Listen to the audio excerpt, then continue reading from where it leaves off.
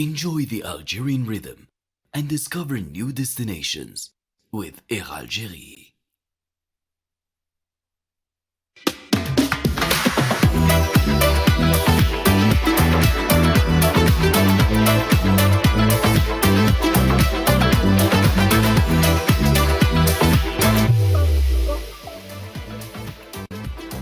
Bonsoir à toutes et à tous et bienvenue sur Al24 News pour un nouveau numéro d'Hebdo Show Algéria. C'est un numéro spécial que l'on vous propose ce soir, consacré, vous l'aurez compris, à l'entretien périodique accordé par le président de la République, Abdelmadjid Tebboune, à la presse nationale. Et pour ce faire, j'ai le plaisir d'être accompagné de l'équipe habituelle, à commencer par Gamal Abina. Bonsoir Gamal. Bonsoir, bonsoir à toute l'équipe. Bonsoir également à Badis Khnissa qui est avec nous. Salam Azoul, bonsoir à tout le monde. Et il y a également Faisal Matawi. Bonsoir Faisal. Bonsoir Nouhat.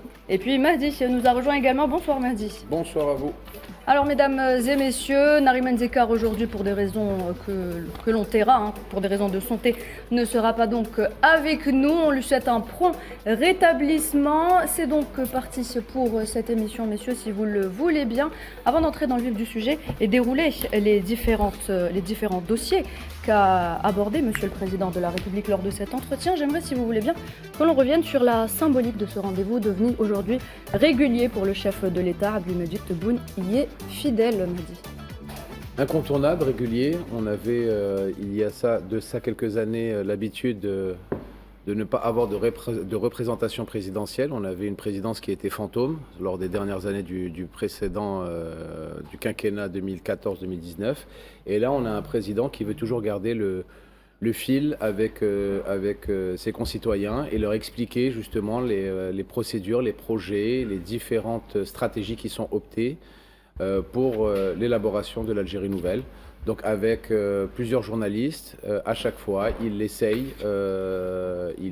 explique justement dans quelle direction va l'Algérie. Et en tant que capitaine du bateau Algérie, et ben justement, il nous explique où est-ce qu'on va, dans quelle direction nous allons et comment nous le faisons. Badis, c'est pas tous les présidents qui font ça. Absolument, c'est peu de le dire. C'est que le président de la République, tout simplement, honore la fonction de président. Il incarne cette fonction et c'est pourquoi, dans cette politique de proximité, comme Mehdi vient de le dire, il aime construire, consolider ce trait d'union avec le peuple algérien dans un modèle de gouvernance, de transparence, puisque c'est ça dont il est question, c'est que cet échange à travers les médias, c'est aussi mettre sur la table tous les points je dirais, d'actualité qui touchent le quotidien de nos compatriotes et de nos concitoyens, puisque là vous conviendrez que, y compris la communauté nationale, n'est pas exclue justement de cet échange. Donc vous voyez bien qu'il y a véritablement une fonction, je dirais, vertueuse de la part du président de la République à vouloir, coûte que coûte, cycliquement, d'une manière quasi rituelle aujourd'hui, marquer ce temps sacré qui est le temps du peuple, puisqu'il s'adresse au peuple, quelque part à travers des médias. Et lors de cet entretien, le président de la République, Faisal, a beaucoup parlé d'économie. Absolument. C'est vrai que je rejoins ce que disent Badis et Mahdi. C'est la première fois dans l'histoire de l'Algérie, depuis son indépendance, qu'un président s'adresse régulièrement aux médias. Il rencontre nos confrères de la presse, comme il l'a fait hier, vendredi, avec nos confrères Zine Sharpaoui de Priya FM, Samia Bacha de Canal Algérie et Mohamed Ousmane de Nahar. Il le fait souvent avec la presse. Il n'a pas de différence entre la presse privée et la presse publique, télévision, radio, journaux, presse électronique. Et c'est vrai que le président partage les décisions, explique ces décisions, même s'il y a des choses qui ne fonctionnent pas, il explique pourquoi. Il parle autant de l'économie que de la situation sociale et également de la diplomatie de relations internationales. Et vous l'avez dit, il parle souvent d'économie, comme c'était donc le cas de l'interview d'hier, où il a beaucoup parlé durant la première partie de l'interview de beaucoup de dossiers, notamment l'industrie automobile. On va y revenir. Le dessalement d'eau de mer, où il annonce qu'un conseil des ministres se réunira bientôt pour décider de 5 nouveaux projets. Il faut noter que ce projet est une véritable réussite parce que c'est réalisé en un temps record et avec des mains et des efforts algériens. Il a parlé du secteur agricole, de l'Algérie qui, pour la première fois, est devenue autosuffisante en matière de blé dur. Il a aussi parlé de la lutte et de sa stratégie pour la lutte contre l'économie informelle. Et aussi, il a répondu à certaines critiques émises ailleurs, avec beaucoup de malintention par rapport au dernier rapport de la Fonds monétaire international internationale. Évidemment, au cours de l'émission, on parlera aussi des aspects diplomatiques et les dossiers évoqués par le président lors de cette interview. Exactement, Faisal. Alors avant d'écouter une partie de ces déclarations sur le volet économique, votre avis, Gamal Abina, sur ces entretiens périodiques avec la presse? Vous savez, un chef de l'État qui aime son peuple parle à son peuple. Ça commence par ça. Vous aviez l'exemple, par exemple, en Amérique du Sud, d'Hugo Chavez, qui avait chaque semaine une interaction directe avec le peuple parce qu'il était issu du peuple. C'était Allo Presidente. Absolument. Donc il voulait montrer à son peuple qu'il communiquait avec lui, qu'il n'était pas rupture. C'était un chef qui était très social d'ailleurs, qui a réduit la pauvreté de 20%. Et là, on a le même sentiment. C'est un homme qui aime son peuple. Ce n'est pas la même trajectoire. Non, tout à fait. Pas raison. Non, mais je parle juste en termes de communication. Exercice de communication. Lui était militaire, bon, ça n'a rien à voir. Mais ce que je veux dire là-dessus, par rapport à ces questions-là, j'aurais dire que quand on parle au peuple et qu'on lui donne des bilans d'étapes, et c'est important de donner des bilans, ça veut dire que c'est un président qui fait des promesses et qui veut les tenir. Beaucoup de présidents font des promesses et ne tiennent pas leur calendrier. Lui, manifestement, fait le travail largement. Et surtout, il parle à son peuple au sens large du terme. Le peuple algérien d'Algérie, des 45 millions d'habitants, et le peuple algérien expatrié ou qui est né à l'étranger. Et ça rassure quant à l'avenir du pays, parce qu'effectivement, il parle de questions qui nous intéressent, l'économie évidemment, ça va de soi. Tout cela nous rappelle effectivement un passé assez glorieux pour l'Algérie de l'après-indépendance, et j'espère effectivement qu'on ira dans cette foulée comme ça, mais pour le coup, là, il y a vraiment une vraie communication. Très bien, alors on va, si vous le voulez bien, écouter une partie donc des déclarations du président de la République à propos du volet économique. Les éléments d'appréciation, vos réserves de change. Ils le disent d'ailleurs, effectivement. On a un matelas, alhamdoulilah. Oui. L'inflation, on l'a baissé. En 2020, quand j'ai été élu, l'inflation était de 9 et quelques. 9,7, je crois. On est à 4. Et elle va baisser encore. Hein. Tout ça sans endettement. أنا أتمنى إن شاء الله على حساب الاستثمار اللي راه ماشي. على حساب خلق المناصب اللي نخلق فيها. على حساب الإنتاج الفلاحي نتاع السنة هذه.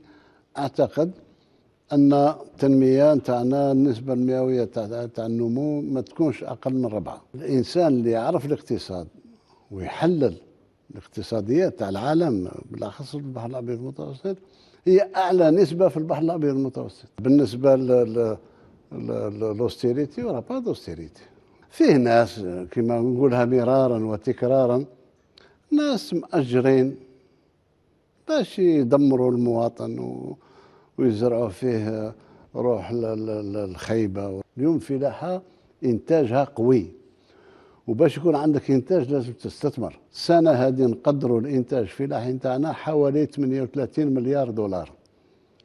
يعني شوية أقل من إنتاج المحروقات. الجزائر ديفيسيتار يعني عندها عجز في إنتاج الحبوب منذ 63 سنة. أول مرة في حياتنا نوصلوا إنتاج اللي يكفي الاستهلاك تاعنا في القمح الصلب. الإنتاج تاعنا وافر الحمد لله. رانا بعاد كل البعد على الأزمات اللي خلقوها لنا تاع الزيوت وتاع السكر وتاع العجائن وتاع كذا. Voilà donc messieurs, alors je voudrais qu'on commence avec cette déclaration du président de la République. Nous ne laisserons aucun Algérien souffrir de la soif. Je pense, Faisal, qu'il est important de commencer notre débat avec cette déclaration en réponse aux inquiétudes persistantes en matière d'approvisionnement en eau potable. Le président de la République répond clairement. On a l'impression que c'est un ordre qu'il est en train de donner, Faisal. C'est un ordre, mais également c'est un engagement, parce qu'il a rappelé, le président Tebboune a rappelé que les Walis sont des commis de l'État, et donc ils seront au service de la population. Effectivement, parce que le problème de la distribution de l'eau, le président Abdelmajid Tebboune, depuis son premier mandat et ce deuxième mandat, il a pris au sérieux ce dossier, parce que dans la présidence qui a duré pendant 20 ans, ce problème n'a jamais été pris au sérieux. On sait qu'il y a eu même des manifestations et de colère dans plusieurs wilayas, notamment la wilaya de Tarp, Annaba et Tiaret, et le président a parlé de la wilaya de Tiaret, il a promis que le problème de la distribution de l'eau il sera résolu bientôt. Il a évoqué la nécessité d'aller vers une distribution de l'eau 7 jours sur 7, pas forcément H24, mais au moins 10 à 11 heures par jour pour toutes les wilayas. Et même les régions reculées doivent être approvisionnées. Absolument, parce qu'il y a déjà beaucoup de projets qui ont été lancés. Il a parlé dans ses précédentes interviews de l'interconnectivité, interconnexion des barrages. Il y a 83 barrages en Algérie. Il a surtout parlé de l'essalement d'eau de mer. L'Algérie est en train de devenir un pays leader en Afrique et dans le monde arabe en la matière et il a annoncé qu'un prochain Conseil des ministres va décider de 5 nouvelles stations de dessalement après 7 qui ont été inaugurées cette année et l'année précédente, notamment à Béjaïa, Boumerdès, Oran, Tarp et Tipaza, qui ont permis à la population, ça a été senti clairement par la population de ce wilaya, amélioration très claire de la distribution de l'eau. Et c'est un engagement d'un président qui dit qu'il ne laissera aucun Algérien en swap parce que des efforts sont menés et il faut saluer aussi les efforts faits par les techniciens algériens, comme on le voit à l'image, les ingénieurs algériens qui ont réalisé en un temps record ces stations de dessalement et c'est avec des moyens algériens parce que par le passé, certaines stations ont été réalisées avec beaucoup de devises qui ont été dépensées alors pour un résultat très faible. Donc effectivement, c'est un engagement d'un président, des engagements respectés. Mahdi, un commentaire sur cette promesse, sur cet engagement du président de la République. Cette promesse faisait partie des 54 engagements du président de la République lors de son premier mandat. Promesse tenue, engagement tenu. Il y a d'autres, comme l'a si bien dit Faisal, d'autres stations de dessalement d'eau de mer qui vont voir le jour. Il y a celle de Béjaïa qui va être bientôt inaugurée, qui est en test actuellement, qui est finie, qui est en test et qui va bientôt être inaugurée. Donc ça va faire 6 inaugurations en l'espace de 5 mois. On a l'AEC, donc l'Algérienne Energy Company, avec Sonatrach, avec Occider, qui font un travail de joint venture qui est juste exceptionnel. On avance rapidement. La moyenne des délais de travaux est inférieure à 36 mois, donc ce qui est juste exceptionnel.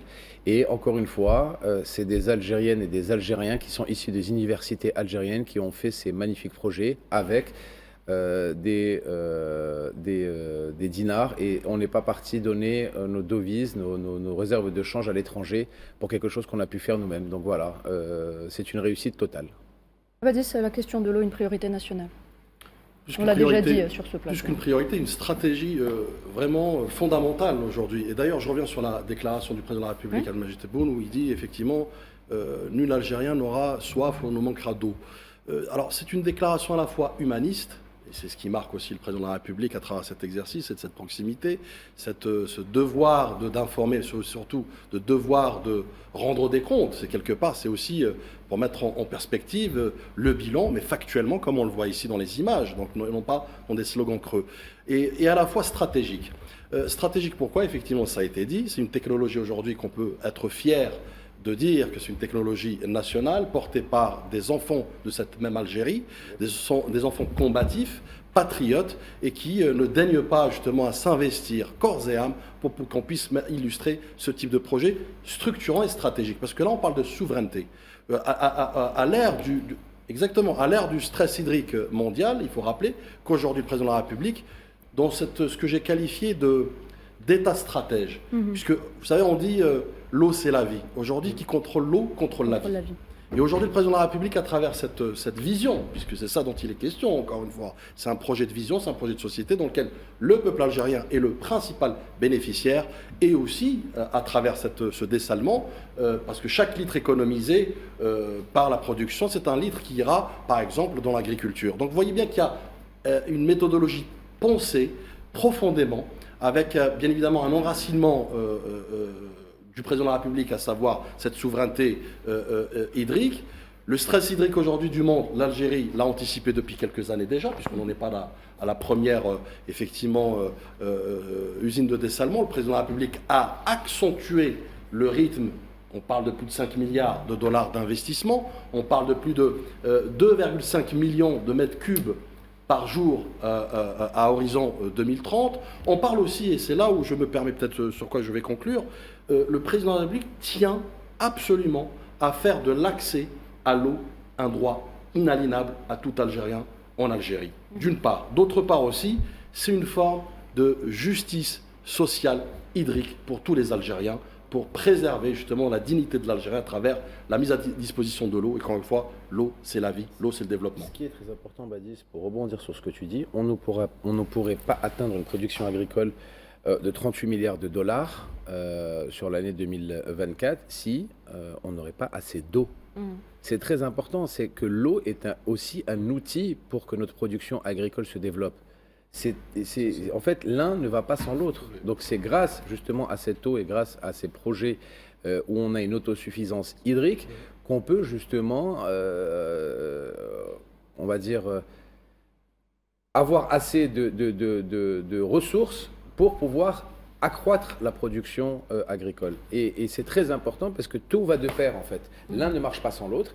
Et quand on va continuer justement cette croissance agricole pour les années à venir, parce qu'on a un projet pour arriver à 55 milliards de dollars sur les 3 prochaines années en production agricole, c'est grâce aussi à tous les projets en amont qui ont été faits pour avoir le projet structurant complet. Donc voilà, l'un ne va pas sans l'autre et c'est ce qui est très important de signaler. Eh bien, mal 38 milliards de dollars, c'est un chiffre important. Hein. Il vient confirmer la trajectoire ascendante de notre pays vers une plus grande suffisance alimentaire. Oui, c'est bien, d'ailleurs, c'était bien dit par Mehdi. En l'occurrence, effectivement, l'eau c'est la vie, ça a été répété plusieurs fois.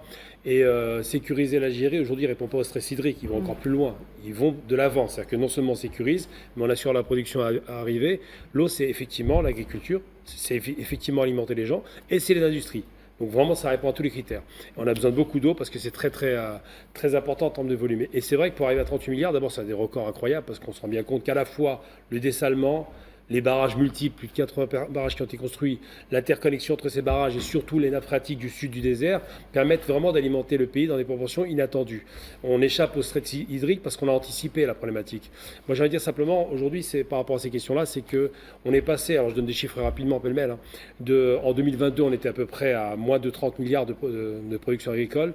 On a une production qui est extraordinaire, qui est quasiment exponentielle, parce qu'il y a à la fois une volonté de l'État de garantir effectivement l'alimentation en eau, importante et abondante, là où il y a le soleil et de l'eau, il y a de la vie, et surtout de garantir le soutien aux agriculteurs. C'est-à-dire qu'ils sont aidés par l'État, il y a des subventions, on leur donne le système goutte à goutte, ils ont de l'énergie. Donc tous ces éléments-là sont des éléments structurants qui poussent beaucoup d'investisseurs qui ne sont pas nécessairement d'ailleurs de l'agriculture. On a beaucoup de gens qui viennent de l'extérieur, qui viennent des villes, et qui vont directement faire le chemin inverse, qui font, à l'époque on appelait ça l'exode rural, ben là ils font l'exode urbain littéralement pour aller investir dans le champ agricole. Et j'ai un copain par exemple qui travaille dans le sud, à Ouedsouf, et qui a une production extraordinaire, qui l'exporte aujourd'hui. Donc c'est vraiment des choses positives dans la mesure où on sécurise la population pour son alimentation en eau et évidemment en nourriture. Tout cela pour faire en sorte qu'un pays moderne, un pays indépendant, et on parle d'indépendance aujourd'hui, on parle beaucoup d'indépendance pour l'Algérie, mais l'indépendance agricole est une des principales mamelles de la réussite du pays. Très bien. Badis, on a réduit significativement la dépendance alimentaire de l'Algérie. On a franchi un pas en tout cas très important et très stratégique, parce qu'on parle de souveraineté nutritionnelle, souveraineté alimentaire, aujourd'hui par du factuel encore une fois. Vous savez, Norbert Zongo... Ça va de pair. Ça va de pair, tout à fait. Tout à fait. Lié. Il y a une causalité, effectivement. On a atteint l'autosuffisance en blé dur, par exemple. Tout à fait. Par exemple. Mais il y a toute une vision qui a été, légumes aussi, qui a été mise en place. Et ceci explique cela. C'est qu'il y a une vision derrière. Norbert Zongo disait « la terre ne ment pas ». Et aujourd'hui, je pense que le président de la République a donné à cette terre et la terre lui a rendu. Oui. C'est une vision, c'est un projet. C'est bien pensé, effectivement. Quand on parle de 38 milliards de dollars, je ne sais pas si vous imaginez, il faut à un moment donné qu'on se pose un peu et on réalise un peu le pas franchi. Ce qui fait d'ailleurs de l'Algérie un acteur central, notamment en matière d'agriculture, dans la zone Méditerranée et sahélienne. Juste petit détail au passage. Donc vous voyez bien qu'on passe on en parlera plus tard, d'une économie rentière, purement basée sur des hydrocarbures, vers de la diversification réelle, encore une fois. Et c'est là où j'aime dire, on passe vers l'Algérie aujourd'hui, en tout cas, elle franchit un pas vers la souveraineté réelle et la dignité matérielle. C'est qu'aujourd'hui, cela, c'est quoi? C'est du maraîcher. Ça, c'est des fruits et légumes. Ça, c'est ce qui va pouvoir permettre au quotidien, aux citoyens algériens, de remplir ces étalages et de pouvoir effectivement avoir un accès aussi aux fruits et légumes. Rappelez-vous, il fut un temps, bon, je ne parle pas des spéculations et autres, notamment qui ont été par des forces contraires pour justement phagocyter ce grand projet, cette grande vision du président. Mais aujourd'hui, vous voyez bien qu'il y a une abondance. Vous avez parlé du blé, effectivement, et là aussi, c'est un pas. Et je jette un pavé dans la mare. Ce même blé, effectivement, qui a été la source de tension, notamment avec la France. Avec la France, oui.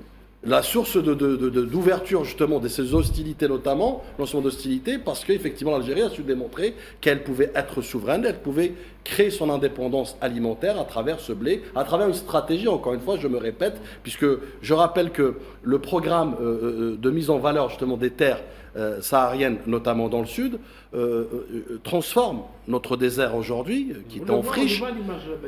C'est le bon timing, c'est le bon timing. Justement, transforme notre désert qui est en friche vers un capital nourricier. Je ne sais pas si vous imaginez. Donc, il y a une abondance d'abord pour répondre aux besoins nationale, mais aussi, in fine, aller vers l'étranger. Les champions, pardon, Gamal, les champions nationaux en matière d'agriculture Nouhed, ils sont dans le sud.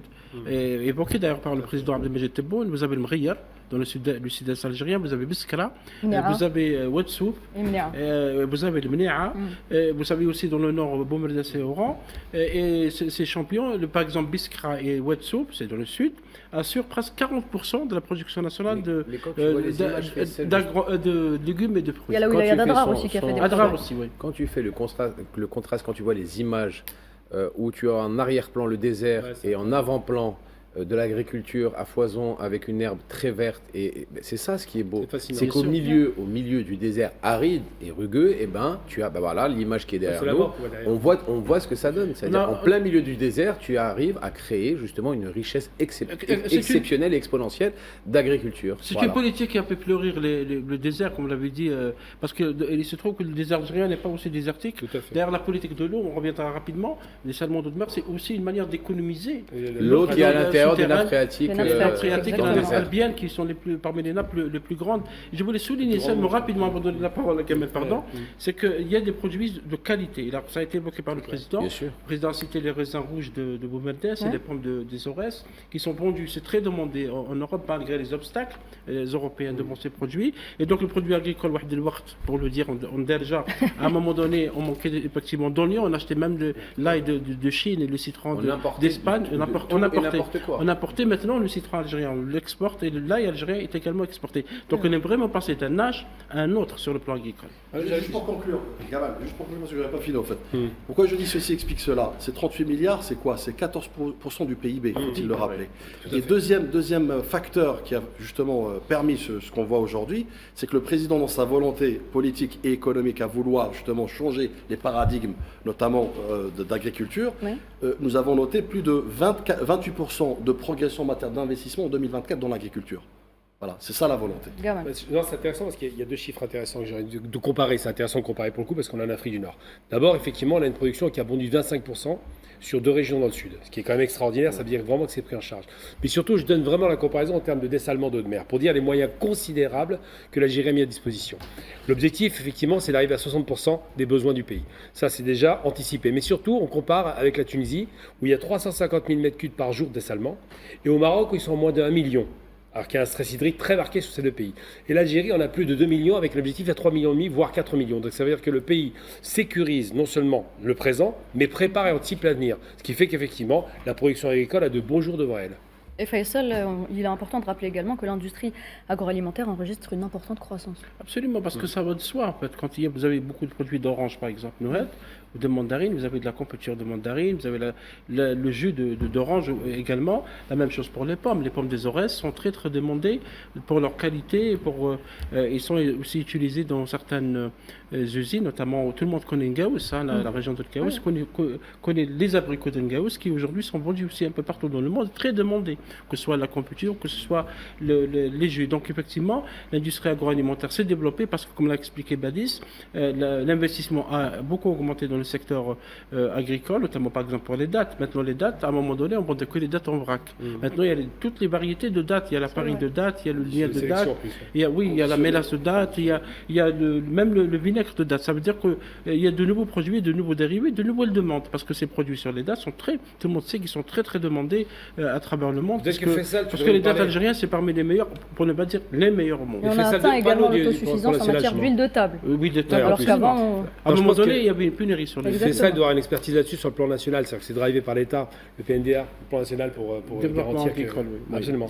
C'est vrai que ça permet de répondre aussi à certaines inquiétudes qui s'exprimaient ici et là. Maintenant, le secteur agricole, effectivement, assure 14%, comme l'a souligné Badis, du produit intérieur brut. Très bien. Alors avant la pub, messieurs, on va parler de l'industrie automobile. Alors on en a parlé la semaine dernière sur ce plateau. Le président de la République a réaffirmé sa volonté ferme de voir naître une industrie automobile authentiquement algérienne. Mahdi, le feu vert sera bientôt donné à de grandes marques. Écoutez, il y a beaucoup d'industriels automobiles mondiaux, des grands groupes mondiaux qui veulent absolument rentrer sur le marché algérien, qui est un marché pratiquement vierge dans le système justement de la production de l'automobile. Ce que j'ai aimé, c'est que déjà on a un cap sur plusieurs groupes qui vont rentrer entre 2025 et 2026 pour faire de la production, pas du gonflage de pneus ou de la pose d'autocollants sur le capot des voitures, non, de la véritable production, et qu'il y aura aussi une passation qui est très importante de la formation et de la passation de savoir par rapport à comment créer et produire une voiture en Algérie. Il faut savoir aussi quelque chose de très important, c'est que les voitures qui seront produites ici auront des composants qui seront faits également en Algérie. Ça ne sera pas des usines de montage. On a des grandes sociétés algériennes qui font même jusqu'à tout ce qui est faisceaux électriques. Donc les Fiat que nous voyons sur le marché algérien, les faisceaux électriques sont faits en Algérie, dans une société algérienne. La métallurgie, on n'a plus rien à demander à personne, vu justement les grands efforts qui ont été faits sur le domaine métallurgique en Algérie. Les pneus, on a des sociétés comme Iris, justement, qui font de la production de pneus à grande échelle et qui continuent à se développer.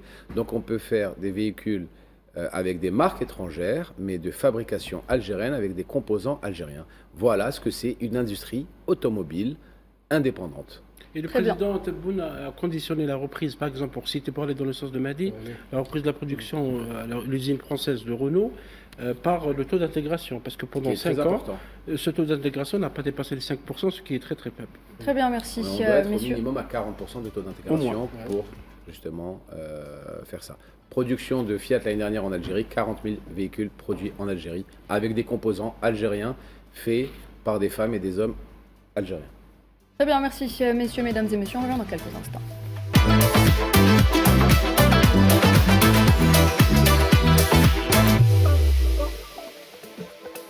Vous êtes toujours sur Al24 News, mesdames et messieurs, bienvenue à vous. Si vous venez de nous rejoindre pour cette deuxième partie de votre émission Hebdo Show, on continue à parler, messieurs, de cet entretien accordé par le président de la République à la presse nationale. Au volet industrie automobile, Badis, je reviens vers vous. L'exemple d'un taux d'intégration élevé a été prouvé par l'expérience de la SNVI. Tout à fait. Écoutez, je commencerai peut-être par cette maxime. Produire, c'est exister. Importer, c'est dépendre. L'Algérie a fait le choix, avec la vision du président de la République, à ne pas dépendre justement. Et d'être souveraine de son industrie, souveraine de cette triptyque, parce qu'on a parlé de souveraineté hydrique, souveraineté industrielle, et je dirais souveraineté structurante, notamment en matière alimentaire, donc avec cette autosuffisance. Donc pour revenir effectivement à la success story de la SNVI, n'ayons pas honte de parler, de faire du storytelling, parce que c'est une réussite à l'échelle internationale, la SNVI industrielle.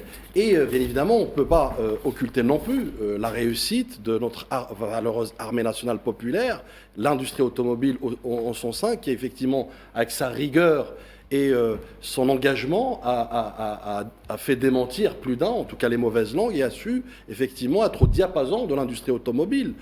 Je rappelle les bus, les autocars, enfin l'industrie, l'équipement militaire notamment, avec sa modernisation. Donc elle a été aussi un facteur prépondérant, notamment dans l'équation de la réindustrialisation souveraine, notamment de l'automobile.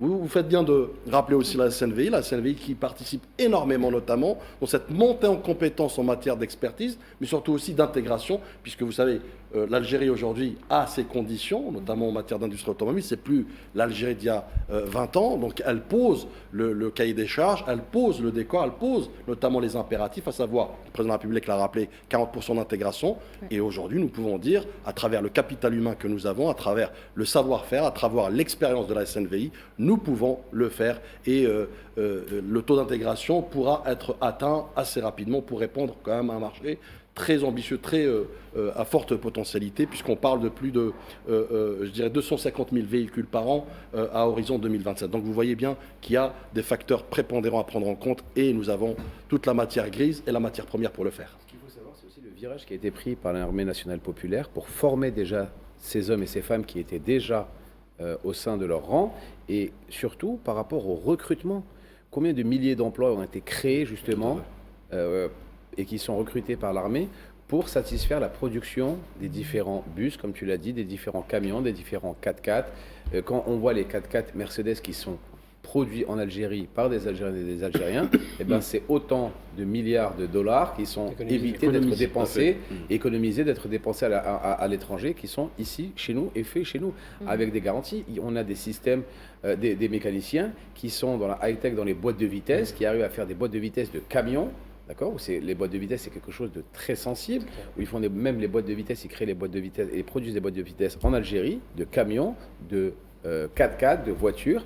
Quand nous voyons les bus, comme tu le dis si bien, qui sont faits en Algérie, et après, avec toute cette main-d'œuvre-là que tu as recrutée, que tu as formée, que tu as sensibilisée justement à une nouvelle direction industrielle, eh ben, ça te permet de pouvoir répondre au cahier des charges pour alimenter la police, la DGSN, la gendarmerie, l'armée, la protection civile, toutes les forces de sécurité, toutes les forces de sécurité déjà en véhicule et en besoin qu'on a. Alors qu'avant, qu'est-ce qu'on faisait ?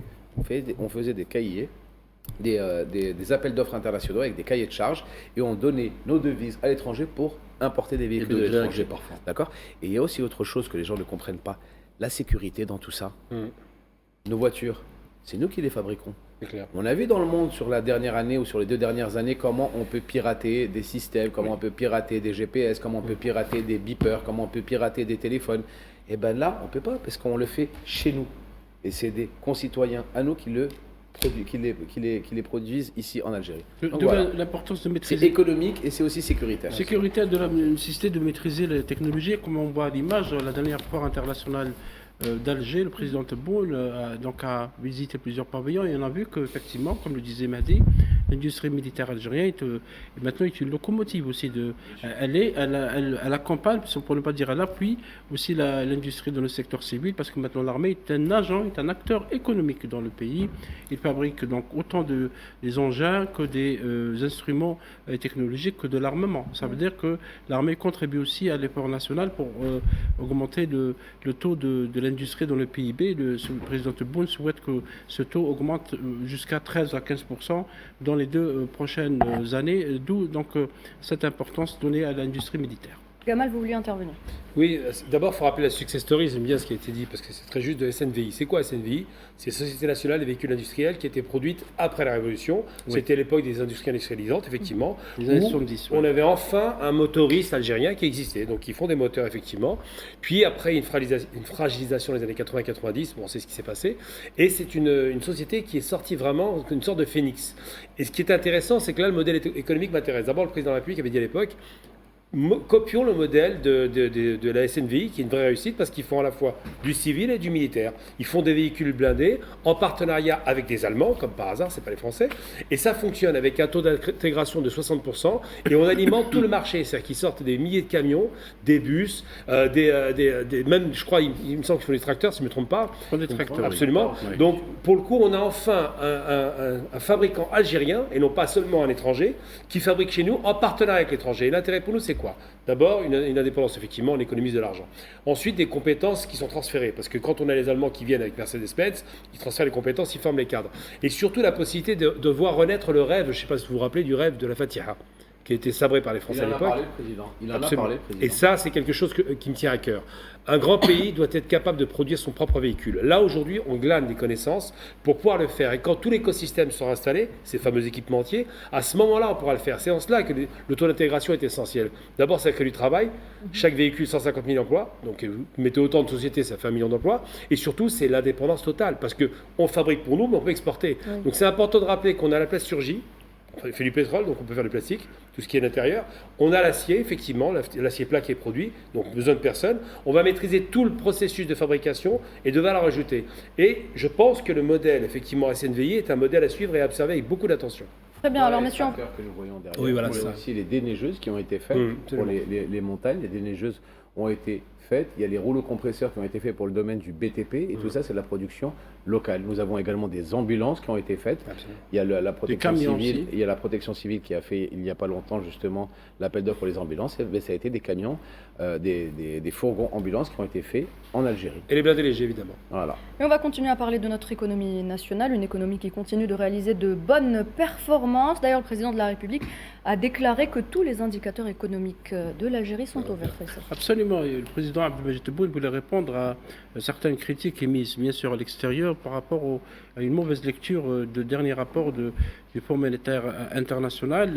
Et le président a expliqué qu'il y avait un langage des financiers qu'il fallait prendre en compte.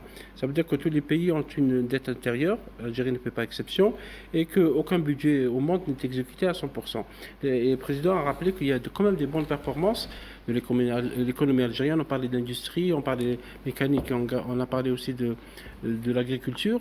Le taux d'inflation a été réduit de 50% depuis 2020, lorsque le président Abdelmadjid Tebboune est arrivé au pouvoir en décembre 2020, et le 2019, le taux était de presque 10%, 9,5% le taux d'inflation, ce qui était très important. Maintenant, ce taux est à 4%, c'est une performance parce que la production nationale a augmenté, industrielle et agricole, et également on a actuellement des réserves de change de l'ordre de 70 milliards de dollars, ce qui n'est pas rien. Et en plus, le taux de croissance de l'économie algérienne est considéré comme le meilleur, pour ne pas dire l'un des meilleurs, de la région méditerranéenne, avec 4%, ce qui est très loin par rapport à certains pays européens.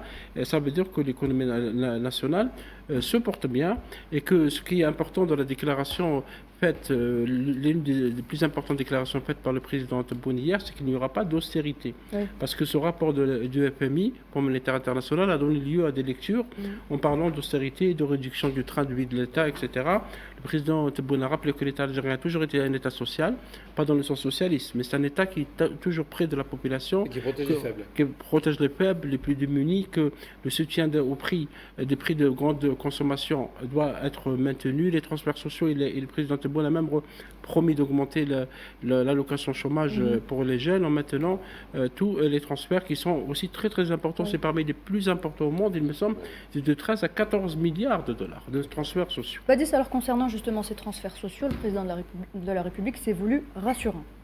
Écoutez, c'est plus de 17% du budget de l'État. Donc c'est pour vous dire qu'effectivement, la place qu'elle occupe dans la vision du projet de société du président de la République, et le projet est surtout social. Rappelons-le aussi que l'Algérie a un caractère social. C'est un État social. Un État social par excellence. Donc le président de la République, tout simplement, ne déroge pas à cette règle fondamentale, mais surtout aussi, peut-être l'a appuyé davantage lors du premier quinquennat et le deuxième, puisque je rappelle, au-delà des transferts sociaux, c'est aussi, son projet a été très orienté dans l'apport de la dignité aux citoyens algériens. Augmentation des salaires, des statuts. Dont une fois pendant le Covid. Exactement. Oui. Et sans endettement, je rappelle. Sans endettement. Une fois pendant le Covid. Il n'y a pas d'endettement extérieur. Et tu fais bien de le rappeler, parce que n'oublions pas que l'Algérie a traversé aussi cette période du Covid, ce cataclysme économique mondial, planétaire, dont certains pays ne se sont jamais relevés à ce jour. Donc vous voyez bien qu'il y a une résilience économique bien pensée, malgré effectivement quelques obstacles qu'on a su relever, graduellement, dépasser. Et puis, vous avez aussi, comme Faisal l'avait dit, c'est un des premiers États africains qui, effectivement, donne cette importance, cette priorité, effectivement, aux transferts sociaux. Donc, je dirais les transferts sociaux, c'est aussi pour dire sortir de cette logique binaire qui est, on pourra en parler plus tard, sur l'austérité, c'est-à-dire sortir de cette logique binaire entre ou la rigueur ou le chaos. Aujourd'hui, le citoyen algérien lambda est digne, il est fier d'appartenir à cet État, d'appartenir à ce pays qui effectivement le met au cœur du réacteur de la décision politique, y compris économique et sociale aujourd'hui, incarné, illustré par justement ces transferts sociaux. Et puis c'est aussi des transferts sociaux, je dirais, assurés, garantis par la réserve de change confortable de l'Algérie. Le président de la République a évoqué le chiffre de plus de 70 milliards, donc vous voyez bien qu'effectivement il y a une aisance, il y a une espèce de, je dirais, soupape, notamment économique, financière, qui permet aujourd'hui à l'Algérie d'avoir ses ambitions, aussi dans la continuité de la diversification économique qu'on pourra aussi en parler, puisque tout est lié, au fait. C'est un maillage de plusieurs facteurs dont le président a pris dans une espèce d'architecture économique bien pensée. Et je reviens encore une fois sur l'État stratège, où on a aujourd'hui cette illustration faite par ce type d'action ô combien historique, mais surtout ô combien importante et stratégique pour un peuple qui, encore une fois, restait vent debout aux côtés de son pays pour faire justement de cette renaissance, ce rayonnement, une réalité. Badis, pour aller dans ton sens, en 2019, le président a été élu le 12 décembre 2019. l'Algérie était à 9,7%. Son taux d'inflation était à 9,7%. 5 ans et demi plus tard, en comptant 2 ans, on va dire entre 24 et 30 mois de Covid, dont allez, on va dire 24 mois de Covid dur, le taux d'inflation est passé à 4% et va continuer à baisser. Tout ça sans endettement. Donc, on peut continuer à critiquer, on peut continuer comme d'habitude, on peut lâcher les hyènes, tout ce qui est algérien est critiquable, ça on connaît d'où ça vient, mais les chiffres ne mentent pas. On a divisé par 2 l'inflation en 5 ans, dont 2 ans de Covid. Donne-moi un pays dans le monde qui l'a fait. Justement, Mehdi, contrairement à la France, l'Algérie se porte bien économiquement. 5 000 € la seconde d'intérêt, comparé à nous qui n'avons pas de dette, oui, c'est... Il faut pas sortir de Saint-Cyr. Quand j'ai vu ce qu'a proposé le Premier ministre Bayrou jeudi, il me semble, lors de sa réunion devant tous les ministres, en supprimant des jours fériés et en on va dire, coupant dans les budgets de la sécurité sociale pour trouver on va dire 40 milliards qui manquent pour tenir le budget. Je suis désolé, mais la situation avec 3 300 milliards de dettes extérieures, la situation n'est pas tenable. Techniquement parlant, c'est intenable. Donc, quand on me parle d'austérité, le président de la République l'a si bien dit, l'Algérie n'est pas du tout concernée par l'austérité, ne le sera pas. Et on a un matelas confortable.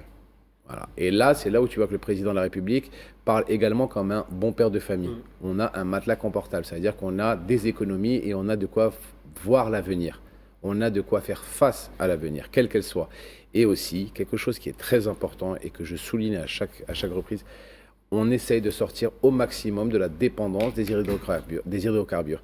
Et quand il y a 38 milliards de dollars qui sont justement dans le domaine agricole, et ben c'est encore sortir un peu plus des hydrocarbures et de la dépendance de l'Algérie aux hydrocarbures. Alors justement, l'Algérie s'est engagée il y a 6 ans dans cette démarche. C'était un des 54 engagements du président de la République. Sortir de la dépendance aux hydrocarbures. Faisal, je vais vous donner la parole justement. Laissez-moi juste le temps de vous poser la question. C'est un objectif stratégique du président de la République. Il n'a cessé de le rappeler depuis son premier mandat. Absolument, parce que depuis l'indépendance, le recouvrement de la souveraineté nationale, on avait toujours dit que l'Algérie devrait préparer la diversification économique. Les années 60-70, on a commencé à parler de la nécessité de s'affranchir des hydrocarbures. Or, cet objectif n'a jamais été atteint. Et depuis, effectivement, de son arrivée à la présidence, M. Tebboune, en décembre 2019, il y a eu cet axe stratégique porté dans ses engagements, c'est justement de s'affranchir graduellement, parce qu'on ne peut pas s'affranchir d'un seul coup. L'Algérie est un exportateur surtout de gaz naturel, mais également de pétrole, et il fallait donc consolider les autres segments de l'économie, c'est-à-dire l'agriculture, c'est-à-dire l'industrie, mais également le secteur des services, notamment avec la numérisation. Finalement, c'est tout le secteur productif, Faisal. Oui, tous les secteurs productifs, parce qu'il faut produire et le président dit ça et évoque l'indépendance politique et économique. Exact. Parce que l'indépendance politique, de toute façon, elle est liée à l'indépendance économique. Et ce que l'Algérie veut, c'est que, et ce que dit le président Tebboune, c'est que le destin de l'Algérie ne doit pas être lié à la fluctuation du prix du baril de pétrole. Parce qu'à un moment donné, rappelez-vous, dans les années 80, l'Algérie était arrivée presque à une situation de cessation de paiement. 86, c'est une situation de cessation de paiement, ça veut dire que vous allez tomber dans les fourches codines du FMI, de la Banque mondiale, qui vont vous dicter leur politique. Or, ce n'est plus le cas. L'Algérie, maintenant... en 2018, on n'était pas loin non plus. On n'était pas loin, effectivement. On n'avait pas de quoi payer les fonctionnaires. Absolument. Et il y avait même un Premier ministre à l'époque qui disait d'ici le mois de novembre, on risque de ne pas payer les fonctionnaires. On est très très loin de cette situation. Il ne faut pas aller jusqu'en 86. C'était il n'y a pas si longtemps que ça. En 2018, avec un Premier ministre qui disait ça. Parce qu'il n'y avait pas de gestion économique, il n'y avait pas d'industrie, il n'y avait pas de gestion. Il y avait toute dépendance à l'hydrocarbure. On avait laissé faire. C'était aussi une manière de... On pensait que c'était le seul moyen d'avoir de l'argent des devises. Là, maintenant, il y a, en plus de cette politique de s'affranchir des hydrocarbures, il y a aussi cette politique de limiter les importations pour éviter aussi le gaspillage de la devise et la consolidation de l'exportation, comme on parlait tout à l'heure, de l'exportation des produits agricoles. Ça fait longtemps que l'Algérie n'avait pas exporté autant de produits agricoles près, notamment vers la zone européenne et aujourd'hui avec l'Asie, parce que l'Algérie s'étend vers l'Asie, comme on avait parlé dans une précédente émission, avec cette accession au pacte de coopération de l'ASEAN, qui est l'association des États du Sud-Est asiatique. Donc c'est une politique qui est liée autant le développement de l'industrie, mais également le numérique, parce qu'on parlera tout à l'heure des startups, parce que c'est également un segment important de l'économie qui permet à l'Algérie aussi d'avoir de la devise dans son économie, de consolider son économie. Donc l'indépendance politique va de pair avec l'indépendance économique,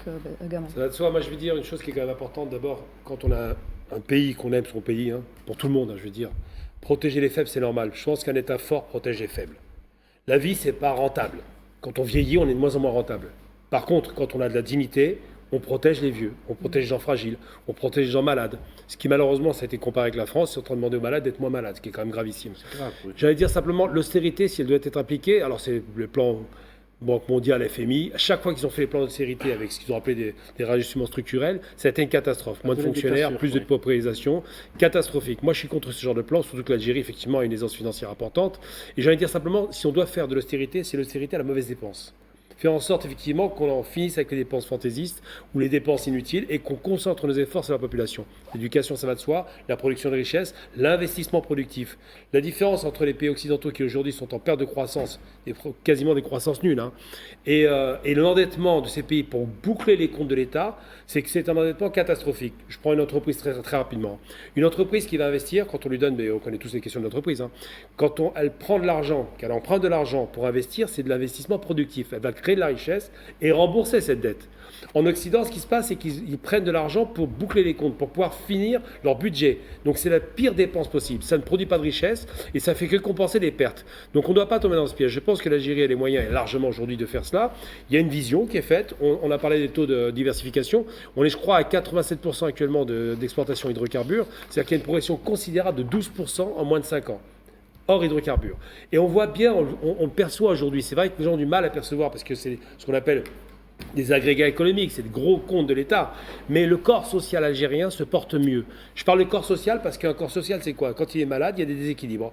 Là, en l'occurrence, il est excédentaire. Ça se porte bien. Alors, il y a les déficits publics qui sont normaux, c'est comme ça que ça fonctionne. Sauf que quand on sait comment fonctionne l'économie, s'il y a un déficit public, il est compensé par d'autres caisses. Donc aujourd'hui, il faut vraiment penser en termes de production de richesse, en termes d'indépendance. C'est important parce que la dignité passe par l'indépendance économique, en ne plus tomber dans le néocolonialisme. Et je vais reciter l'ancien président algérien Boumedienne qui disait une chose. Il voulait protéger, lui, non seulement l'Algérie, du néocolonialisme économique.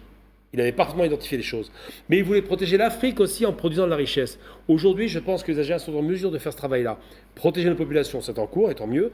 Et protéger l'Afrique. Et moi, je prends l'exemple, je répète toujours cet exemple important. Quand je vais au centre commercial en Algérie, je vois que 95% dans les centres commerciaux des produits sont algériens. On ne va pas donner les marques comme Iris ou Condor, je ne sais, mais des produits alimentaires. C'est-à-dire qu'aujourd'hui, on mange algérien. Mais quelle fierté! Et c'est important de rappeler qu'on doit le dire à la population. Moi, je suis très positif, proactif, et je veux que les Algériens comprennent que si on a un discours positif, c'est que ça se voit sur les étals de magasins, et que cette indépendance est nécessaire pour ne pas tomber dans le piège irakien, par exemple, qui avait été isolé à une époque, ou dans des pays qui se retrouvent en cessation de paiement. Très bien, merci Gamal. Alors, le président de la République, la question de l'économie informelle a également été posée au président de la République. Je me tourne vers vous, Badis. C'est un mal qui ronge notre société. Il l'a rongé depuis longtemps, mais le président de la République a parlé de solutions, à commencer par la codification de la micro-importation, l'une des premières étapes d'intégration de cette économie informelle. Je conclurai, je rebondis sur ce que tu as dit rapidement, sur la dignité et l'analogie avec d'autres pays, notamment en temps d'austérité. Nelson Mandela disait que la grandeur d'un pays se mesure à quoi? Se mesure à sa manière de traiter, dont il traite les plus vulnérables de son pays.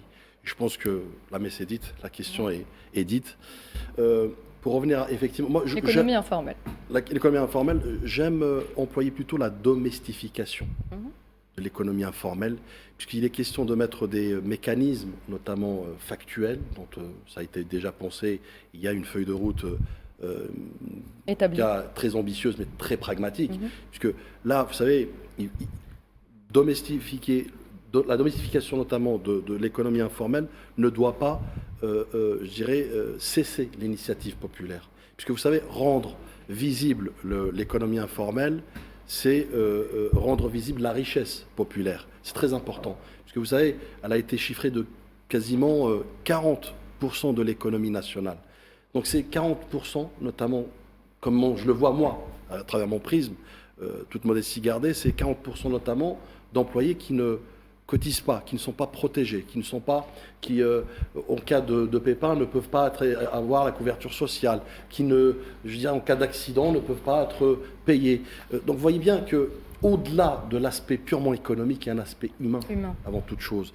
Donc c'est pour ça que j'aime dire la domestification, puisqu'il y a un gagnant-gagnant, il y a un rapport gagnant-gagnant. C'est-à-dire que intégrer, c'est plus de fiscalité, intégrer cette économie, c'est aussi, doper notre économie avec, je dirais même en matière d'indicateurs, on est dans des rapports et des KPI et des indicateurs fiables notamment, donc plus de 40%, je ne sais pas si vous imaginez. Mais encore une fois, le président de la République est pragmatique. Il a posé la problématique depuis quelques années. Il y a des jalons qui ont été effectivement mis en place. Et là, je reviens un peu plus récemment. D'ailleurs, on en avait parlé sur la micro-entreprise, notamment des importateurs. Un jalon pour moi important, un tournant stratégique pour justement intégrer ces jeunes qui souhaitent maintenir leurs activités. C'est pour ça que absolument, je parle vraiment d'initiatives populaires et de richesses populaires, puisque c'est des richesses qui sont derrière économiques. Sauf que je dirais, dans un prisme révolu, dans une facilitation aussi voulue par le passé, on a essayé de créer une économie parallèle informelle. Aujourd'hui, il est temps, effectivement, c'est un acte patriotique également, aujourd'hui, de devoir agir en tant que tel, en tant qu'acteur économique, à chacun son niveau. Il n'y a pas de petites économies, comme on dit. Donc, tout patriote aujourd'hui, tout Algérien d'ailleurs, il y a eu un appel d'air de plusieurs. Moi, j'ai été abordé à l'aéroport, par exemple, par ces jeunes qui font effectivement cette importation, au détour d'une discussion où ils voyaient d'un bon œil cette prise en charge notamment, mais cette écoute avant toute chose. Et c'est ça ce qu'aujourd'hui le président de la République veut instaurer, cette écoute, et pour pouvoir endiguer, pour pouvoir, apporter des réponses concluantes, des réponses constructives. Et on le voit aujourd'hui. Cette clarification de leur statut, tout simplement. Ce ne sont pas des gens qui volent, ce ne sont pas des gens qui veulent faire des choses illicites, ce sont des gens qui sont honnêtes et qui veulent travailler de façon honnête. Et ils ont un statut maintenant qui est le leur, où ils vont payer des impôts comme tout le monde, où ils vont déclarer les marchandises qu'ils importent comme tout le monde, et de façon on ne peut plus transparente. Et voilà, quand tu donnes la clarification sur une personne ou sur un sujet, en fait, quand c'est flou, c'est qu'il y a un loup. C'est aussi simple que ça. Donc là, c'est plus flou. Les gens savent ce qu'ils font. Il vient, il aura une carte de micro-entrepreneur ou d'entrepreneur ou je ne sais pas comment ça va se passer, mais au moins on sait qui est la personne, qu'est-ce qu'il fait, et il n'a pas besoin de se cacher ou il n'a pas besoin d'avoir peur à chaque fois qu'il passe la douane avec des risques de saisie ou des risques de perte de marchandises. C'est une clarification, d'un statut. Ils vont devenir des auto-entrepreneurs qui payent les impôts, mais qui sont visibles donc des services fiscaux et qui peuvent passer la douane sans être inquiétés. C'est un premier pas. Les impôts, c'est important. Parce qu'il ne faut pas dire, sinon ça fait bâton. Ils payent les impôts, mais ils cotisent pour être couverts. Bien sûr. Il y a des droits, mais il y a des devoirs aussi. Sur le plan social, parce que c'est un premier pas pour résorber l'économie informelle. C'est vrai que l'expliquait Badis, c'est le poids de l'économie informelle est très très lourd sur l'économie algérienne, et l'économie algérienne pourra être aussi forte qu'une fois l'économie informelle deviendra réelle. C'est vrai que depuis l'indépendance également, on a parlé de cette économie informelle, et il faut noter, Badis, que cette économie informelle a pris de l'ampleur à partir de 1990-91. Que s'est-il passé cette période? La décennie noire. Il y a beaucoup d'argent qui ont gagné, beaucoup de personnes qui ont gagné de l'argent, parfois de manière illégale. Le président Tebboune a parlé de chambres remplies de billets jusqu'au plafond. Des F3, etc. Et donc c'est pour ça que la méthode choisie par l'État algérien, par le président Tebboune, c'est pas la méthode de force. Ça veut dire que vous n'allez pas obliger les gens à remettre de l'argent dans le circuit bancaire. Le président même a appelé les gens qui ont de l'argent de créer leur propre banque. Donc ça veut dire qu'il y a une volonté de régler, mais de régler d'une manière graduellement, et aussi qui puisse arranger tout le monde. Que ce soit vraiment gagnant-gagnant. Arranger les gens, mais également arranger l'économie en les convainquant de l'importance de mettre de l'argent dans un circuit qui est contrôlé, parce que ça pose un problème sécuritaire. Parce que c'est vrai qu'il faut rappeler que certaines personnes n'ont pas confiance en les banques. Donc, il y a un problème. Il y a maintenant les guichets islamiques et les banques islamiques qui permettent de déposer l'argent, etc. Parce que je disais qu'il y avait un problème de sécurité. Parce que quand il y a un argent qui échappe au contrôle des services de l'État, ça peut servir à acheter des armes, ça peut servir à acheter de la drogue, etc. D'où la nécessité maintenant de passer vers une action graduée, comme le disait Badis, pour lutter contre ce phénomène, parce que de toute façon, on n'a pas le choix. Il faut aller vers ça va passer étape par étape pour un peu fortifier l'économie nationale. Kamal. Moi, je dirais simplement que réguler, c'est intégrer, c'est intégrer l'économie nationale.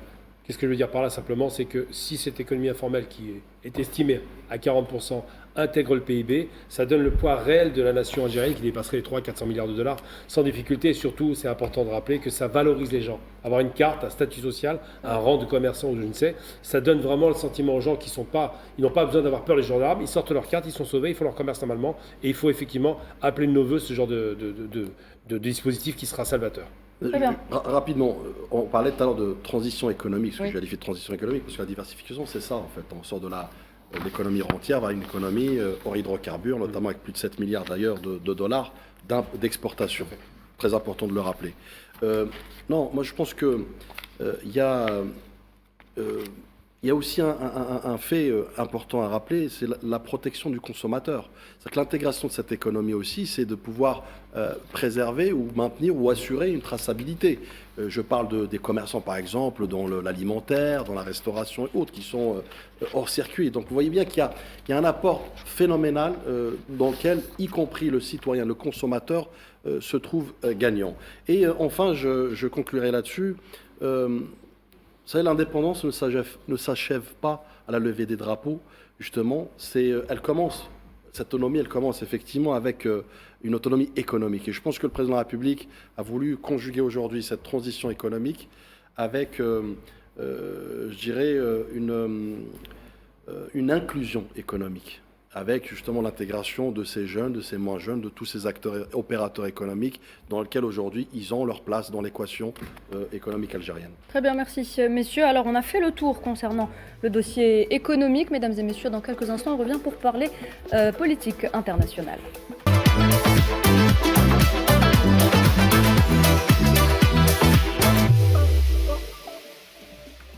Hebdo Show se poursuit pour la troisième partie. On va faire un focus sur la politique étrangère de l'Algérie dans un contexte géopolitique en pleine mutation. Le président de la République a commencé par évoquer la position algérienne vis-à-vis du Mali. Faisal, l'Algérie ne s'immisce pas dans les affaires intérieures du Mali, tout en le président de la République a précisé que le pays intervient lorsque cela lui est demandé. Absolument, et il a rappelé une doctrine, la doctrine de la politique extérieure de l'Algérie, c'est de ne jamais s'ingérer dans les affaires des autres pays. Il a dit que l'Algérie puisqu'on s'ingère dans ses affaires, elle ne va pas le faire dans les autres États. Il a cité notamment le Mali, le Niger, le Burkina Faso et la Libye. Et pour le Mali, le président Tebboune a rappelé tous les efforts menés par la diplomatie algérienne, d'ailleurs depuis l'indépendance, bien avant l'indépendance, parce que la crise au Mali, la crise politique et sécuritaire a commencé dans les années 60, au début des années 60. Il y a eu plusieurs coups d'État dans ce pays, au moins 5. Et à chaque fois, lorsque les coups d'État interviennent donc à Bamako, la politique vis-à-vis du Nord Mali, où il y a une forte population touareg, change. Et le président Tebboune a rappelé aussi les efforts de l'Algérie pour les signatures des accords de paix d'Alger 2015. C'est des accords de paix de réconciliation qui ont été signés par toutes les factions donc de la crise malienne et signés par l'État malien. Et après, avec l'arrivée des putschistes donc en 2023, ils ont contesté ces accords. Ils ont se retiré de ces accords en janvier 2024 en laissant la situation telle qu'elle est. C'est-à-dire que depuis janvier 2024 à ce jour, il n'y a aucune alternative à la crise malienne. Et donc le président Tebboune a rappelé que l'Algérie ne veut pas s'immiscer dans ces affaires, que la solution de la crise sécuritaire politique appartient aux Maliens, mais l'Algérie est là pour aider, pour soutenir, pour appuyer les frères maliens, parce qu'il dit que l'Algérie ne va jamais menacer les frères maliens. Mais il a rappelé aussi autre chose, c'est la question de la sécurisation des frontières. L'Algérie est un État qui sécurise ses frontières avec une armée forte, des services de sécurité qui connaissent leur travail.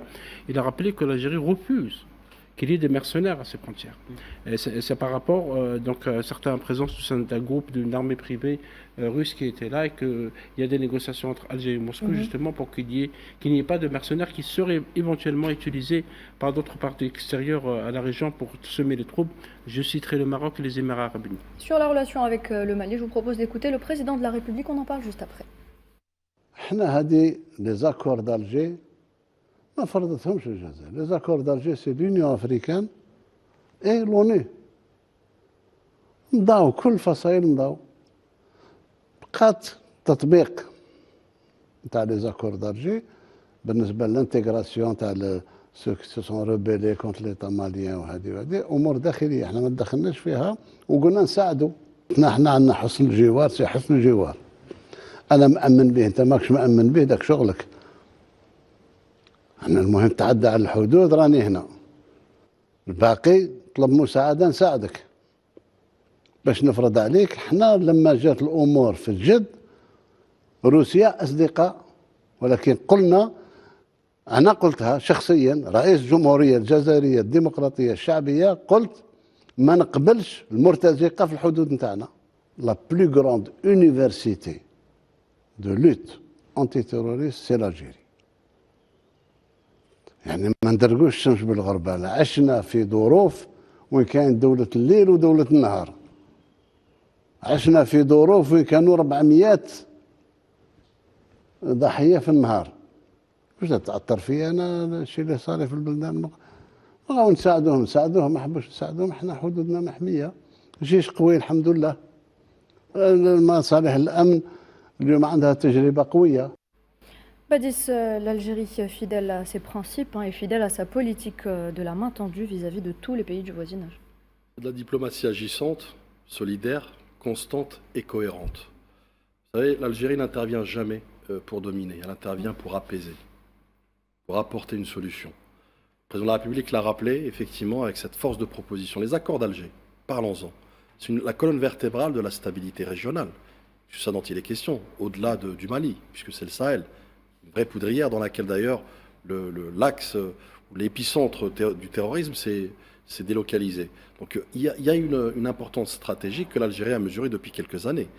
Vous savez, un voisin stable équivaut à des frontières apaisées, des frontières pacifiées. Donc il est important aujourd'hui, et le président d'ailleurs de la République a rappelé à travers notre valeureuse armée nationale populaire digne héritière de l'armée de libération nationale qu'elle est prête à défendre sa souveraineté territoriale, en cas de besoin bien évidemment.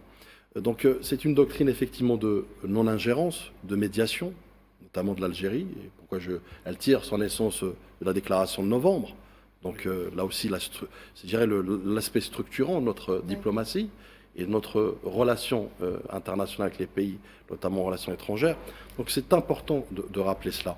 Je reviens sur les accords d'Alger. À ce jour,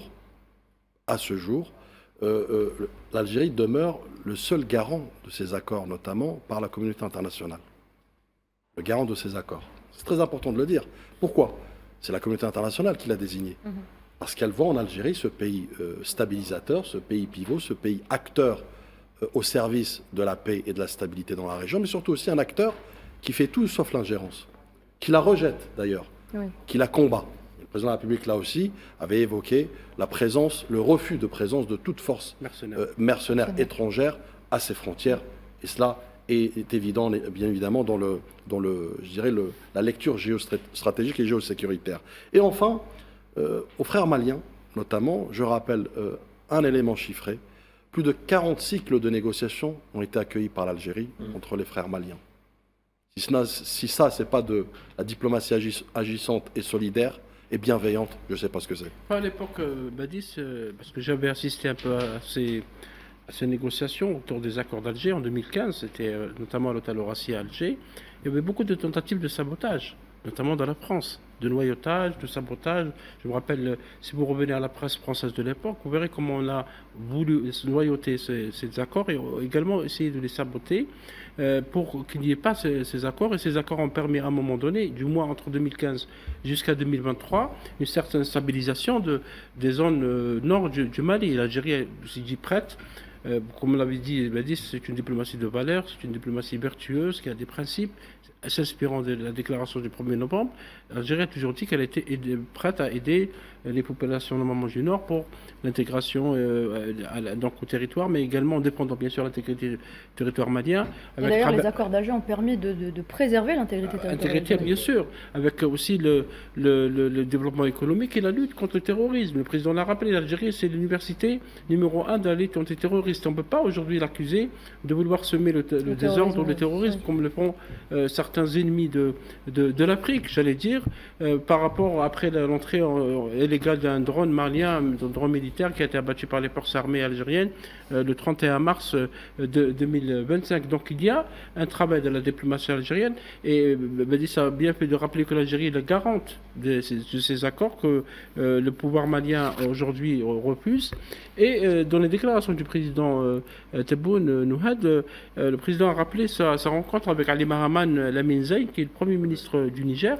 Il avait dit qu'il a eu une discussion de 3 heures, parce que Lamine Zeine était venu en août 2023, comme on le voit à l'image. Il était question que l'Algérie lance un grand plan économique avec le Niger pour contribuer au développement de ce pays voisin. À l'époque, Niamey était d'accord, et d'un seul coup, Niamey ou Niger a rejoint le Mali et le Burkina Faso dans cette alliance du Sahel devenue hostile à l'Algérie.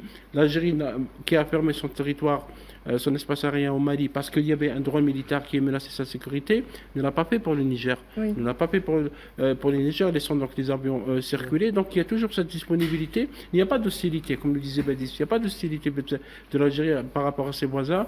L'Algérie reste attachée, comme l'a rappelé le président Tebboune, à la politique de bon voisinage avec tous ses voisins. D'ailleurs, il a dit que l'Algérie était prête à aider ses voisins libyens. Bien sûr, sur le plan politique, sur le plan mandaté parfois par l'Union africaine pour les accords d'Alger et par l'ONU également, toujours prête pour aider, pour solutionner. Mais il se trouve, Nouhad, qu'il y a des forces extra-africaines qui sèment le trouble dans la région, qui sèment le trouble, qui distribuent des armes, qui créent des groupes parfois pour déstabiliser les zones sahéliennes. Les zones sahéliennes déstabilisées depuis très longtemps, que ce soit au Tchad, au Niger, au Burkina Faso, au Mali, et on tente d'exporter ces menaces, ces éléments de menace vers les pays du voisinage nord. Et donc l'Algérie, contrairement à d'autres pays qui utilisent la méthode forte, qui utilisent le mailletage et la manipulation, malgré tout ce qui se dit, malgré les attaques, les manipulations, reste toujours disposé à aider ses voisins.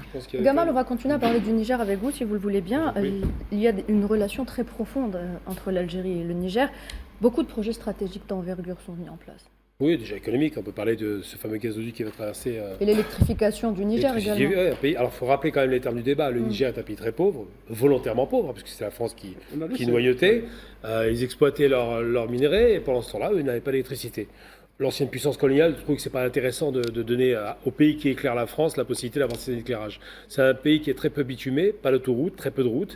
C'est un pays qui est très peu alphabétisé, il faut le savoir, 50% de l'alphabétisation, parce que l'État ne pouvait pas subvenir aux besoins de la population, parce qu'il se faisait spolier de ses richesses uranium, avec Areva à l'époque. C'est un pays qui a aussi une jeunesse considérable, 70% de la population, c'est le pays où il y a le plus grand taux de jeunesse d'Afrique et le plus dynamique. Et c'est un pays qui, comme le Mali d'ailleurs, enfin les pays du Sahel, en règle générale, ont été manipulés. Moi, je participais beaucoup aux médias africains et j'ai vu, c'était choquant, j'ai vu une fascination pour l'Afrique de l'Algérie, ce qui est normal. L'Algérie pan-africaine, pas l'oublier quand même. L'Algérie qui a soutenu l'Afrique du Sud jusqu'au bout. L'Algérie qui a obtenu des accords de paix entre l'Éthiopie et l'Érythrée, c'est pas rien. L'Algérie qui a toujours fait œuvre de bons offices dès qu'il y avait une tension dans un pays africain, jusqu'à la Libye récemment.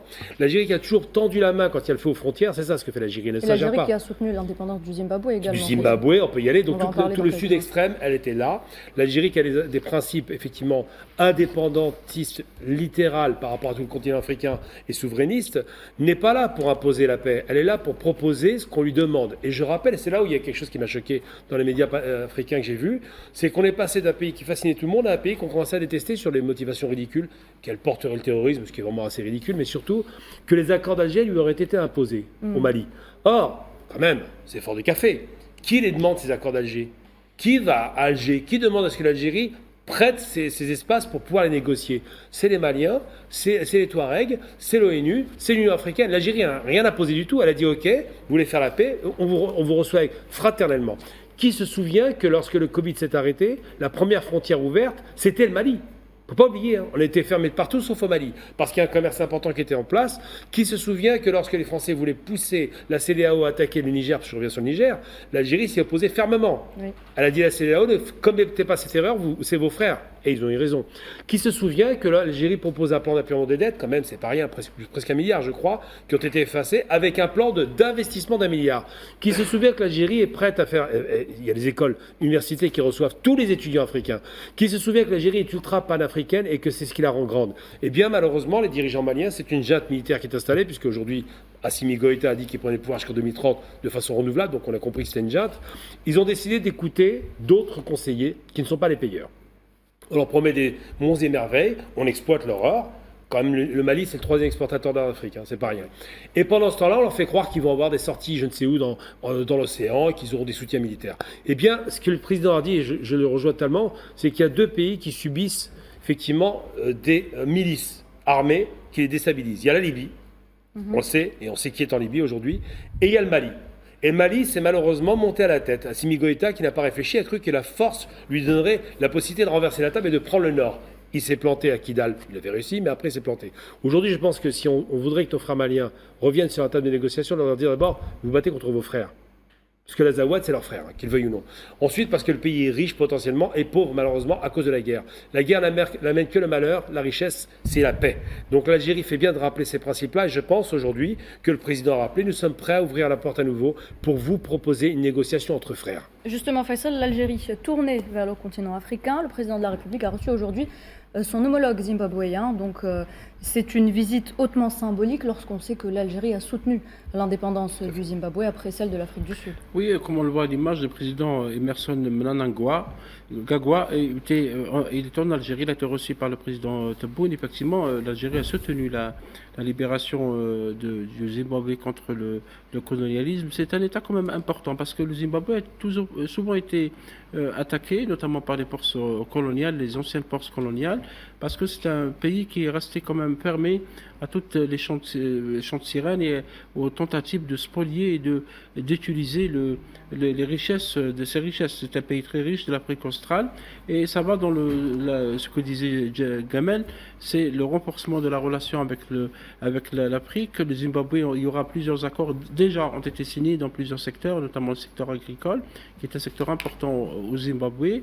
Et comme cela va aussi dans la suite de la visite du président du Rwanda en Algérie, qui est un pays voisin du Zimbabwe, la visite du président sud-africain en Algérie, et les visites de plusieurs ministres algériens qui sont partis au Congo et dans d'autres pays, notamment le Kenya et l'Éthiopie. Donc effectivement, il y a une politique africaine de l'Algérie. L'Algérie, le président Tebboune l'a rappelé dans son interview, veut consolider la zone de libre-échange africaine avec des produits qui vont partir plus vers la zone africaine, l'ouverture de nouvelles lignes aériennes, renforcement des accords culturels, mais également ouverture de banques, de succursales de banques, notamment en Afrique de l'Ouest, avec tous les projets structurants qui sont menés notamment à travers la Mauritanie. Oui, il y a une politique africaine aujourd'hui, en plus de celle que l'Algérie entreprend depuis plusieurs années vers l'Amérique du Sud, qui est un continent aussi à explorer qu'on a longtemps ignoré. Et d'ailleurs, M. Maghraman, qui est le secrétaire général du ministère des Affaires étrangères, était à Bogota pour la réunion du groupe de l'AE pour soutenir le droit du peuple palestinien. La Colombie est un pays qui a rompu ses relations avec l'entité sioniste. Il y a aussi un redéploiement de la diplomatie algérienne vers la zone asiatique. On avait parlé tout à l'heure de l'ASEAN. Très bien. On rappelle également, messieurs, que le président de la République a rappelé que l'Algérie revendique une diplomatie de principe inspirée de la révolution de novembre 1954. Il a réitéré le soutien envers le Sahara occidental et la Palestine. Je vous propose de l'écouter. أنا مع فلسطين ظالمة ولا مظلومة. أنا مع تقرير المصير تاع الصحراء الغربية تاع الجمهورية الصحراوية. هذا هو. أنا مع البساطة. اللي قبلني كيما راني مرحبا به، اللي بان له باللي راني نخاصم فيه باسكو خديت مواقف هذه. أنا باش نعجب فلان ولا فلان نتخلى على مساندة الصحراويين. نولي امبريالي. لا القضايا الثابته واضحه. باسكو من غير الموقف تاعنا الباقي امبرياليه. نتخلى على الشعب الفلسطيني؟ قلنا ما نتخلاش. لا في غزه ولا في الضفه ولا في الشتات ولا في القدس ولا في ما نتخلاش ابدا. Mahdi, je vous ai vu hocher la tête. L'Algérie, fidèle à ses principes, vous Toujours rejoignez les propos du le fil président. rouge de l'Algérie, de la politique algérienne, la Mecque des révolutionnaires comme on l'appelait, c'est toujours aux côtés des plus faibles et des gens opprimés, des peuples opprimés. L'ADN de l'Algérie, il l'a dit, le président de la République l'a dit, il l'a redit et continuera à le dire, la Palestine fait partie intégrante de l'ADN de l'Algérie. Le peuple sahraoui également, et on est des gens qui respectons les chartes de l'Organisation des Nations Unies, et on se référera toujours aux décisions des Nations Unies. Donc on n'est pas des impérialistes, nous ne sommes pas là pour prendre les terres des autres, nous ne sommes pas là pour dicter ce que doivent faire les autres, mais nous avons un fil rouge, nous avons une pensée unique dans ce domaine-là, et le pensée unique, c'est que l'Algérie se tiendra toujours à côté des peuples opprimés, peu importe où est-ce qu'ils se trouvent dans le monde. C'est une pensée unique qui nous a valu quand même beaucoup d'ennemis. Beaucoup d'ennemis, mais en même temps, l'Algérie... de respect aussi. L'Algérie a une diplomatie consensuelle, a une diplomatie éthique, une diplomatie morale. Donc c'est un langage universel, c'est un langage qui parle à tout le monde. Et il y en a qui n'arrivent pas à l'avoir, justement. C'est ce qu'ils envient à l'Algérie, en plus d'autres choses. Écoutez, quand le singe n'atteint pas le raisin, il dit qu'il est amer. C'est un proverbe africain. Donc non, plus sérieusement, je pense que, d'abord, si vous me permettez, Nouhed, la vraie indépendance, parce que c'est lié. La vraie indépendance, c'est de pouvoir parler à tout le monde sans dépendre de personne. Et c'est ce que fait l'Algérie aujourd'hui. Je suis désolé, Badi, je te coupe la parole si tu me permets, mon ami. Depuis 24 mois, qui est le seul pays au sein des Nations Unies qui se bat pour les peuples opprimés? Le seul, c'est l'Algérie. On se prend des coups depuis 24 mois, on se prend des coups de partout. Pourquoi? Parce qu'on reste campé sur nos positions pour la protection et la sauvegarde des peuples opprimés. Moi, je vais vous dire une chose. Ce qui se passe en Palestine, ce n'est pas dû au 7 octobre. Ça fait bien des années qu'il y a eu des massacres sur massacres sur massacres sur massacres. D'accord? On a mis tout ça derrière le 7 octobre. Il n'y a pas de souci. On est tous d'accord pour dire que les armes ne résoudront jamais les problèmes de peuple. Mais est-ce que la réponse qui a eu lieu, n'était pas déjà programmée depuis bien longtemps? Combien de fois on a nous, assisté au massacre qui se passe à Gaza sur les 20 ou 30 ou 40 dernières années? Est-ce qu'elles étaient toutes dues au 7 octobre? Non. Combien de fois des bébés et des journalistes et des femmes et des vieillards ont été tués, assassinés lâchement, d'accord, par des armées d'occupation? C'était toutes dues au 7 octobre? Non. Donc à un moment, je partage ce que dit Badis. On a une vision. Et la vision, c'est de ne jamais abandonner tous les peuples qui sont opprimés dans le monde. Et je te laisse finir, Badis, excuse-moi. Non, mais c'est très lié au fait, parce que l'Algérie porte sa voix aujourd'hui. Comme tu disais à juste titre, c'est l'un des seuls États qui peut porter sa voix, et une voix écoutée. Parce qu'on peut porter une voix, en fait, dans une caisse de résonance. Écoutez et respectez aussi, Badis. Et l'Algérie, elle est audible diplomatiquement, encore une fois, parce qu'elle est consensuelle. Elle rassemble. Aujourd'hui, elle défend des causes justes. Oui, effectivement, c'est l'héritage révolutionnaire, parce que quelque part, la diplomatie d'Algérie aujourd'hui, c'est un peu le continuum de la révolution, avec d'autres moyens, notamment pour défendre les causes justes, la cause palestinienne, la cause sahraoui, la cause de tous les peuples opprimés mais de par le monde. Elle ne se contente pas de cet héritage, elle est convaincue de ce qu'elle fait en fait. Elle ne se contente pas seulement de cet héritage. C'est le Vietnam qui ont obtenu leur indépendance par les armes. Il y a 2 pays dans le monde qui ont obtenu leur indépendance par les armes. Il n'y en a pas 10, il n'y en a pas 15, il n'y en a pas 100. Il y a 2 pays dans le monde qui s'est battu, où des gens de leur peuple sont morts pour obtenir leur indépendance. Il y en a 2. Il y a le Vietnam et l'Algérie. Il n'y en a pas 5. Mandela disait que l'Algérie était le seul pays africain à avoir obtenu son indépendance par les armes. Excuse-moi, je suis désolé, je t'ai coupé 2 fois. Désolé, mon ami. C'est complémentaire, il n'y a pas de problème. Non, pourquoi, encore une fois, je reviens sur l'ADN diplomatique de l'Algérie? Parce que quand on parle d'équidistance, notamment en matière de diplomatie, c'est quoi? C'est ni vassal, ni isolé. C'est ce que le président d'ailleurs aime le répéter à chaque fois. Vous savez ce que ça veut dire? Ça veut dire une diplomatie équilibrée. C'est quoi? C'est être partenaire des États-Unis allié stratégique de la Chine et ami fidèle de la Russie. Et pour autant, on porte notre voix. Notre voix, elle est audible. Parce qu'il y a cette légitimité, parce qu'il y a cette crédibilité, parce qu'il y a ce poids révolutionnaire, parce qu'il y a ce poids historique, parce qu'il y a cette aussi vision, notamment avec constance et cohérence de la diplomatie algérienne qui n'a pas bougé d'un iota après l'indépendance, après l'engagement de non-alignement, par exemple à Bandung.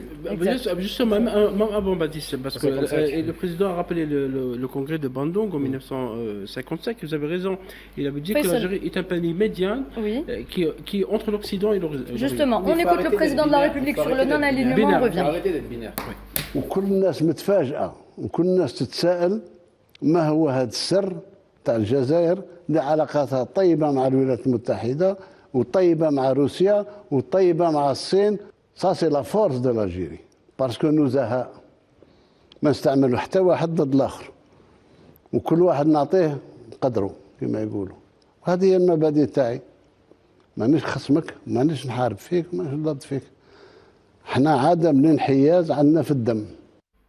Voilà, Faisal, je vous redonne la parole. Oui, non-alignement, c'est vrai, il est dans le sang, comme disait le président Tebboune, l'Algérie ne s'aligne avec aucune force. Oui. Elle a d'excellents rapports aussi avec l'Union européenne, avec la Chine, avec la Russie, avec les États-Unis, parce que souvent, il y a ce que disait tout à l'heure Mahdi, c'est la logique binaire. Ça veut dire que si vous allez voir le président chinois, comme on le voit à l'image, vous êtes contre les intérêts européens. Si le président Tebboune visite Moscou, oui, l'Algérie ça rapproche de Moscou contre les intérêts des États-Unis. Il se trouve que l'Algérie a des rapports effectivement équilibrés avec tout le monde, cordiaux, respectueux. L'Algérie elle est respectée parce qu'elle est honnête. Sa démarche était honnête, elle est vertueuse, elle respecte les nations, elle respecte la souveraineté des États, elle respecte aussi le choix des États, ne se mêle pas, ne s'agère pas dans les choix faits par d'autres États. D'où cette position très respectable au niveau international. Et c'est vrai que c'est une voix très écoutée, comme disait Badis, au sein du Conseil de sécurité, parce que l'Algérie était membre non permanent jusqu'à la fin de l'année. Elle a fait beaucoup de choses, notamment pour le peuple palestinien, mais également pour le Soudan et le Liban. Elle a convoqué plusieurs séances parce que c'est une diplomatie qui s'inspire du combat des Algériens contre le colonialisme, de la déclaration du 1er novembre, une déclaration qui donne le pouvoir au peuple, qui respecte la souveraineté des États, qui respecte aussi les principes d'indépendance. C'est une diplomatie qui est modèle pour beaucoup de pays, d'autres qui ont choisi de s'aligner, parce que la question a été posée d'ailleurs, vous l'avez remarqué hier au président Tebboune par notre confrère Osmani sur le pragmatisme et les principes. Le président lui dit citer un exemple. Parce que maintenant, le pragmatisme, c'est que vous allez abandonner la cause du peuple palestinien. Vous allez dire, oui, mieux vaut se rapprocher de l'antisésionisme qu'une puissance occupante qui viole le droit international, qui commet des crimes de guerre, qui commet un génocide. Ce qui est totalement impensable. Impensable parce qu'on pense que l'antisésionisme est très forte. Et donc, ça s'appelle la diplomatie large. Absolument, la diplomatie. Donc, on s'aligne avec la même chose pour le peuple sahraoui. On va abandonner le droit du peuple sahraoui à l'autodétermination. C'est la commission 4 de l'ONU. Et donc, pour se rapprocher du Maroc, l'antisésionisme par ricochet. Donc, non, c'est une diplomatie du principe qui est droit dans ses bottes, la diplomatie algérienne, parce qu'elle est vertueuse, respecte le droit international, elle ne l'a jamais violé. Donc toute son histoire, trouvez-moi un seul exemple où la diplomatie algérienne a violé le droit international. Donc c'est pour ça que la voix de l'Algérie reste une des voix. Maintenant, dans un monde où ça change beaucoup, où on mélange des choses, elle reste une voix écoutée et respectée. Gamal. Je dirais simplement par rapport à ces questions-là, d'abord c'est le pays du 1,5 million de martyrs, pour commencer. Effectivement, c'était dit à l'instant par Mehdi. C'est le seul pays en Afrique qui a obtenu par les forces son indépendance et qui en plus a impulsé l'indépendance des pays africains. Excuse-moi, toujours parce qu'il y a des ingrats. Je te coupe, excuse-moi. 1,5 million de martyrs de 54 pendant la guerre de libération. 5,3 millions de 1830 à 1960. On peut même dire que c'est un pays qui n'a jamais accepté la colonisation, mais surtout il y a des principes fondamentaux. On parlait de l'Amérique des révolutionnaires parce qu'il soutenait la plupart des mouvements révolutionnaires dans le monde. C'est un pays qui porte sa voix en arabe, en berbère, en anglais, même s'il le faut aujourd'hui, pour faire entendre le principe de la révolution, ça veut dire qu'on est contre la justice. Donc, ça a été évoqué par le président, et c'est bien de le rappeler, l'Algérie n'a jamais reculé sur ce principe-là, et on ne doit pas reculer. Il n'y a rien qui justifie la lâcheté de certains États qui ont accepté de composer avec la barbarie sioniste. L'Algérie se bat pour les principes humains et ne se bat pas pour les principes d'argent. Elle n'est pas achetable et c'est tant mieux. Et surtout de se rappeler, c'est important de le rappeler, qu'un pays qui s'est battu de façon âpre pour libérer le territoire de la barbarie coloniale, c'est ce qu'est la bête coloniale. Et ça, c'est quelque chose qu'on n'oublie pas.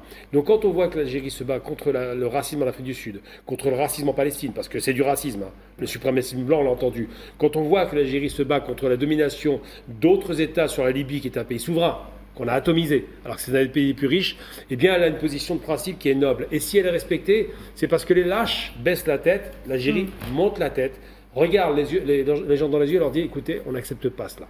On n'accepte pas la hougra, on n'accepte pas l'humiliation des peuples. On sera dans le sens de l'histoire et on nous retiendra comme étant un pays qui avait été noble. Et c'est pas pour juste s'enorgueillir d'être algérien, c'est qu'effectivement la plupart des pays africains nous voient comme cela, et en Asie on nous voit de la même façon. Pourquoi ? Parce qu'il y a un respect qui s'impose. Le respect, ça ne se réclame pas, ça ne se mendie pas, ça s'intime, ça s'impose. Et ça s'impose par les principes. Donc je pense que le lâche aura toujours la tête basse et sera comme le chien en train de renifler les odeurs dans la rue, et l'homme noble aura toujours la tête haute, au risque peut-être de se la faire couper, mais au moins il gardera ses principes pour lui. Tout simplement pour conclure, Ahmed Taleb Ibrahimi disait les principes ne sont pas des dogmes, ce sont des boussoles. Ouais. C'est très important de le dire. La diplomatie algérienne ne vogue pas au gré des vents dominants. Elle a des principes qui tirent effectivement leur essence de la déclaration de 1er novembre. C'est aussi une diplomatie qui œuvre et qui milite pour un ordre mondial éthique. On a cessé de le répéter effectivement avec les réformes tant attendues, que ce soit au Conseil de sécurité, à l'ONU, dans l'espace arabe aussi, la Ligue arabe. L'Union africaine aussi. Parce qu'on ne peut pas avoir d'équité, notamment y compris pour les causes justes comme la cause palestinienne, si nous n'avons pas une convergence des vues, une convergence des luttes, notamment des luttes vertueuses, nobles, parce que l'Algérie veut être du bon côté de l'histoire. Tout à fait. Mahdi, on va clôturer ce débat avec vous. On en revient donc aux fondamentaux de la diplomatie algérienne, une diplomatie indépendante, équilibrée et fondée sur le respect mutuel. Sur le respect mutuel et aussi sur les résolutions de l'ONU, l'Algérie restera toujours respectueuse des décisions de l'ONU. Et c'est la seule aujourd'hui qui arrive à faire bouger les lignes. Les résolutions sont respectées et vérifiées scrupuleusement. Nous avons une très belle diplomatie qui a toujours fait ses preuves. Que ce soit envers ses voisins africains et dans le monde. Et l'Algérie est une marque de fabrique de la diplomatie et c'est une fierté, justement, cette marque de fabrique est une fierté pour l'emblème national. Et c'est sur ces mots, mesdames et messieurs, qu'on va clore ce débat. On revient dans quelques instants.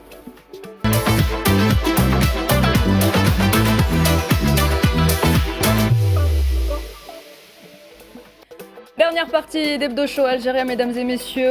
On a le plaisir ce soir de recevoir un ami de l'émission, un ami de l'équipe d'Hebdo Show, monsieur Moulouder Khalif. Bonsoir. Bonsoir à vous, merci de l'invitation. Merci de l'avoir accepté. Je rappelle que vous êtes fondateur de SPG Advisory et vous deviez avoir Nariman en face de vous ce soir. Mais Nariman est malade, on lui souhaite un prompt rétablissement. On lui souhaite un prompt rétablissement. Voilà, et j'espère qu'elle sera avec nous pour le dernier numéro d'Hebdo Show qui est donc prévu la semaine prochaine. Mesdames et messieurs, soyez au rendez-vous. Alors, Mouloud Khalif, on a commencé donc à parler de l'entretien accordé par le président de la République à la presse nationale. Et on va parler maintenant, si vous le voulez bien, des ambitions de l'Algérie dans le domaine des technologies. L'Algérie ambitionne d'atteindre 20 000 startups d'ici à la fin du mandat présidentiel. C'est ce qu'a déclaré hier le président de la République, M. Abdelmadjid Tebboune. Votre avis sur la question ?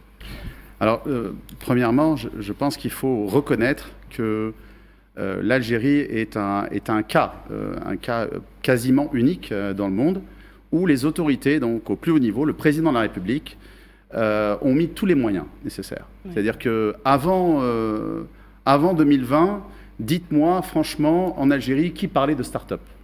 Personne. Peut-être les initiés ou ceux qui avaient peut-être vécu aux États-Unis ou ailleurs. Alors, les gens ne savaient même pas ce que c'était. Le mot n'existait pas dans le vocabulaire. Exact. Donc, faire confiance à un jeune ministre à l'époque et créer un ministère en charge des start-up, c'est unique. Je pense que dans le monde, il y a 2 ou 3 cas dans le monde.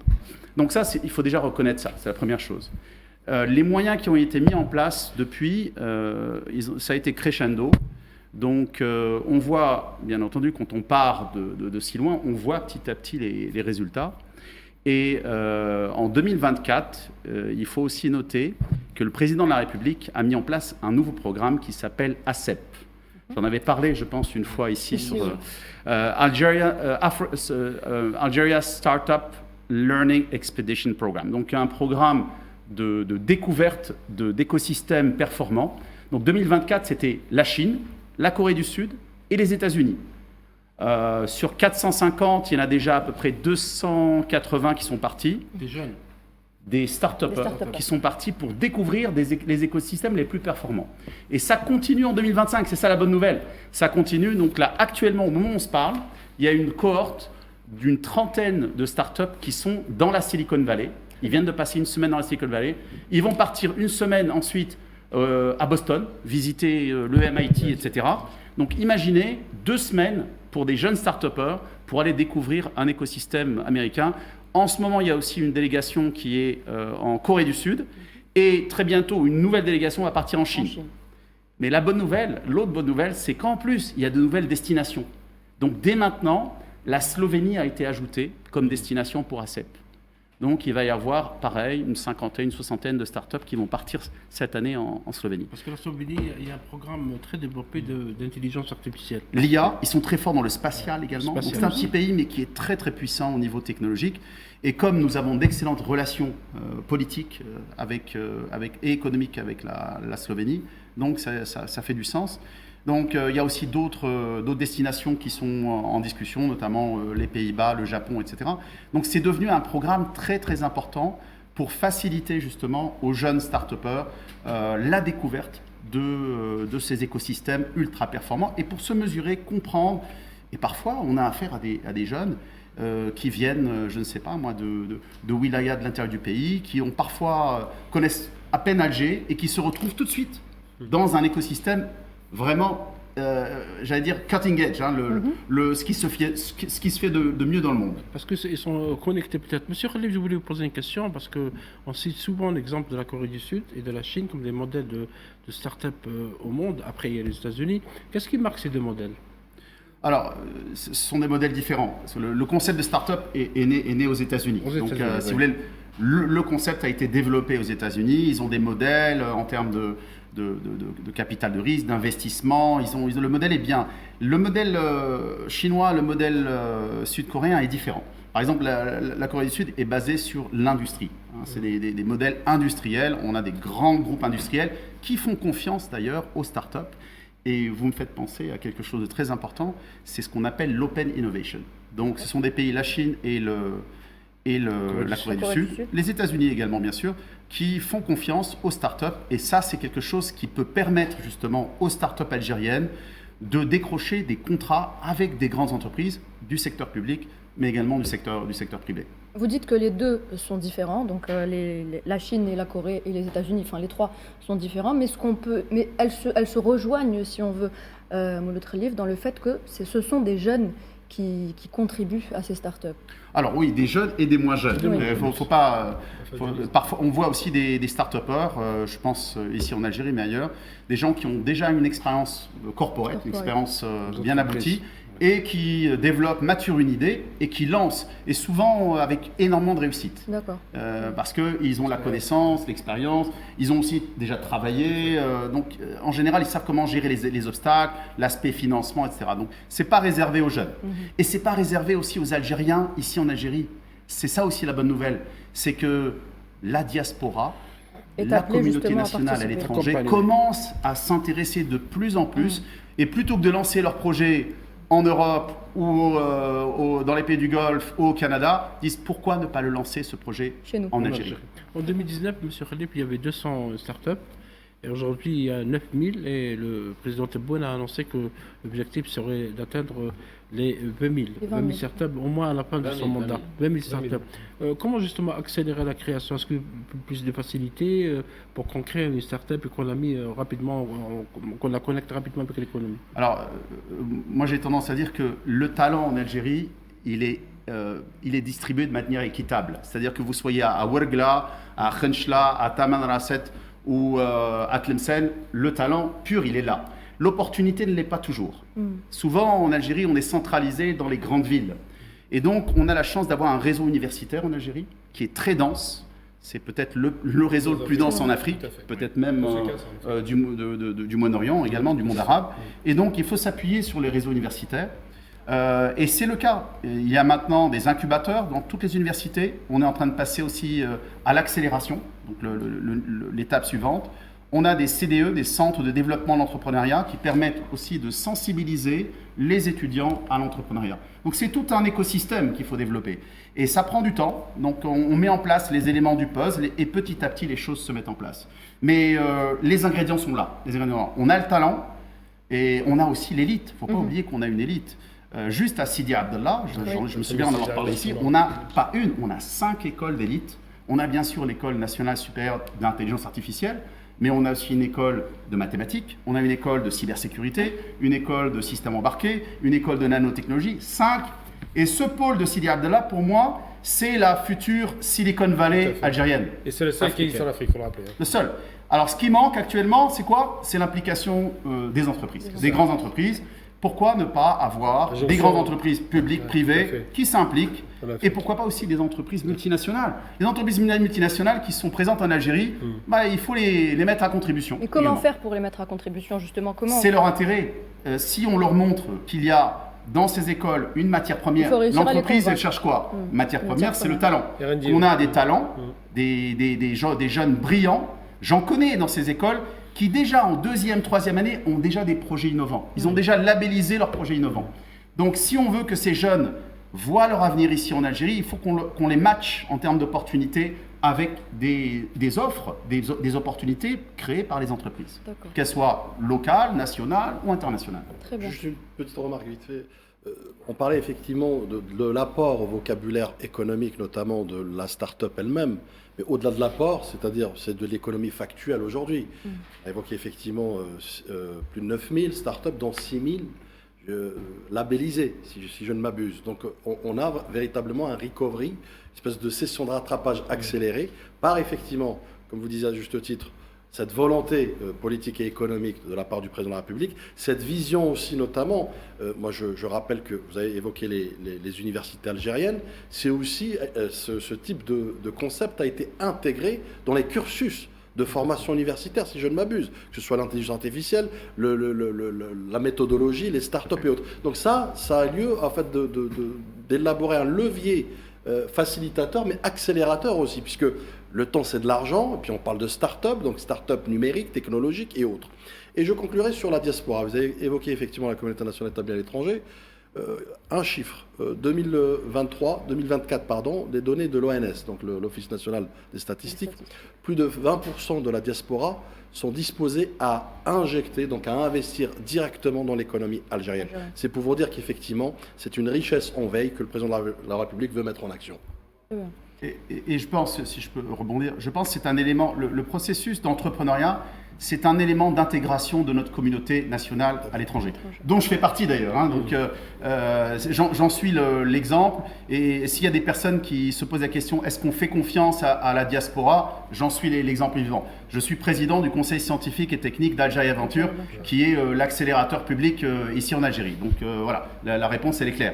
Et j'ai été impliqué ces derniers mois, depuis quelques mois. Il y a eu plusieurs événements, c'est parti de Genève avec notre consul général qui a organisé un événement sur l'entrepreneuriat, bien sûr en direction de la communauté algérienne en Suisse, pour leur montrer les avantages.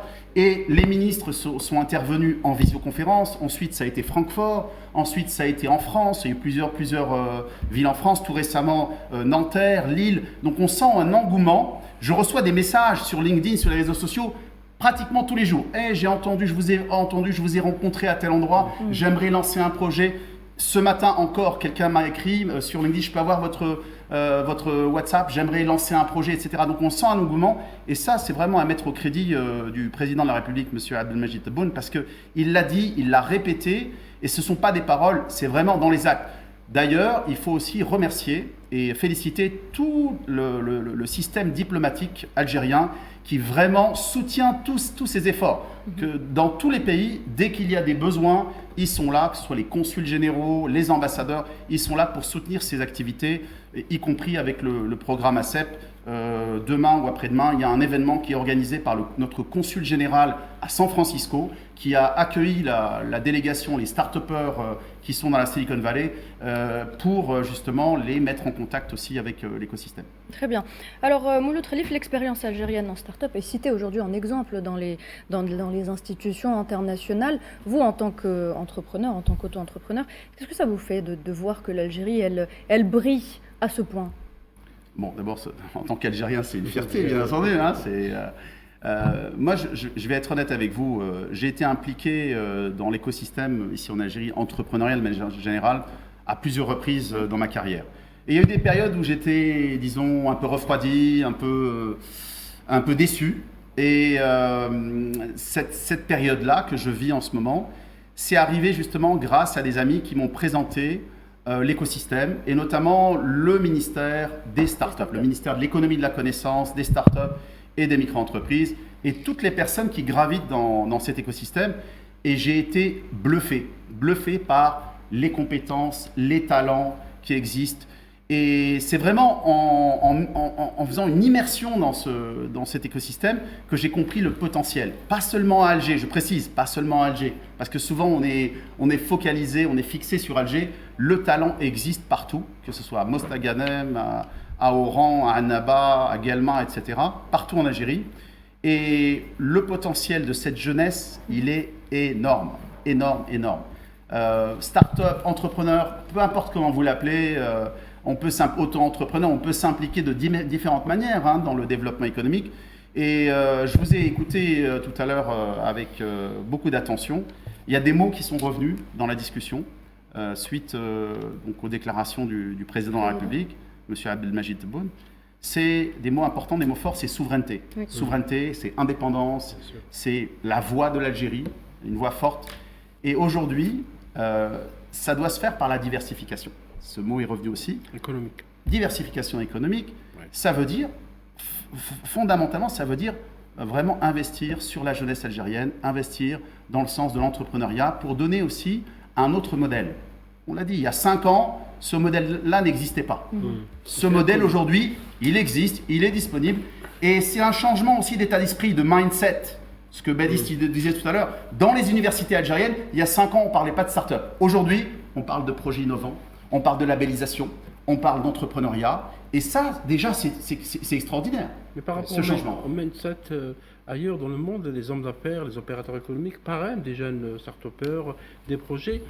Chez nous, on a l'impression qu'ils hésitent encore. Comment justement amener à les rassurer pour leur dire que parrainer ou aider ou soutenir ou financer un projet de start-up peut être très bénéfique pour leur entreprise? Je suis d'accord avec vous. Moi, je pense que le maillon qui reste le plus faible dans cette chaîne, c'est l'entreprise. L'entreprise moyenne, la grande entreprise. Je pense que les entreprises en Algérie, globalement, il y a des exceptions, sont encore frileuses quand il s'agit d'entrepreneurs, de start-up. C'est quelque chose qui, voilà, ils connaissent pas. Oui, il y a une partie de méconnaissance. C'est la peur de l'inconnu. Et aussi la peur du changement. On a l'habitude de faire les choses comme ça. Oui. On a nos fournisseurs. Pourquoi on va se casser la tête? Ça marche. Ok. Là, je suis rassuré. Là, pourquoi je prendrais un risque? Sauf que là, c'est une question, encore une fois, de responsabilité nationale et responsabilité sociale. Et moi, je fais appel justement aux chefs d'entreprise, c'est-à-dire c'est votre responsabilité, que vous soyez dans le secteur public ou dans le secteur privé. Je ne fais pas de différence. Parce que si vous ne donnez pas de chance à ces jeunes, à ces start-upers, qui ont des solutions innovantes, qui ont des projets qui peuvent vous permettre non seulement de faire les choses comme vous le faisiez, mais encore mieux et moins cher. Vous allez pouvoir diminuer votre facture d'importation. Donc c'est tout bénéfice, c'est gagnant-gagnant. Moi je dirais un truc par rapport à ça, parce que je me suis beaucoup intéressé par le développement asiatique, particulièrement le Japon avec le MITI, le ministère de l'Industrie. Oui. Donc c'est l'État qui chapeautait. Là on voit bien que c'est l'État qui chapeaute les startups, et c'est une très bonne nouvelle. Ça veut dire qu'il y a une garantie de l'État. Ce qui pose problème, c'est la migration entre l'université et l'entreprise, on l'a dit. Mais je pense qu'il y a peut-être un élément important à rappeler par rapport à ça, c'est que ce qui fait le dynamisme économique américain ou chinois ou dans le reste du monde, c'est la R&D, la recherche et développement. Or là, ils ont la possibilité de puiser quasiment gratuitement, il y aura des paiements après, dans un vrai vivier de connaissances, de recherche et développement, et ça pourrait leur permettre non seulement de pérenniser leur activité, d'innover et de pouvoir conquérir les marchés internationaux. Je pense qu'il faut qu'ils sortent de cette espèce de bulle comme ça, de se dire on est bien dans notre coin, on a notre petit marché. Il faut peut-être envisager comme ça d'avoir de l'ambition. Tout à fait d'accord avec toi. Et d'ailleurs, ça a été clairement dit par le président de la République. Oui. Il n'y a aucune raison de ne pas le faire.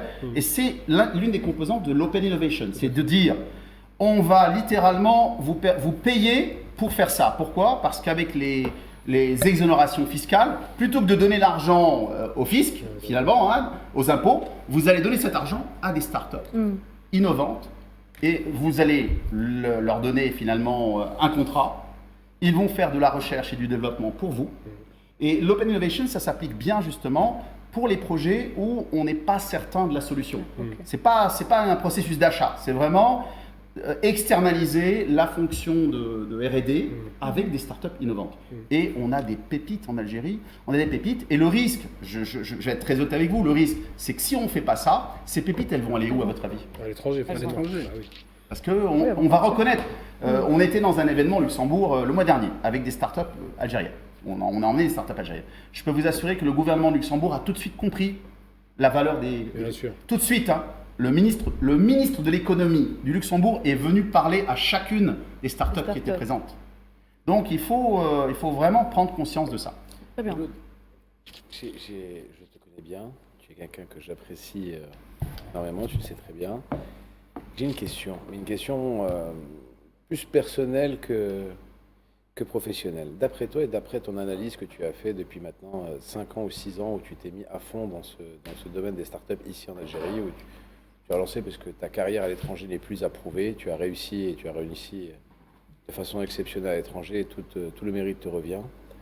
La première richesse de l'Algérie, tout le monde dit que l'Algérie est un pays riche de par ses sols et ses sous-sols, c'est l'hydrocarbure, le gaz, les minerais et ainsi de suite.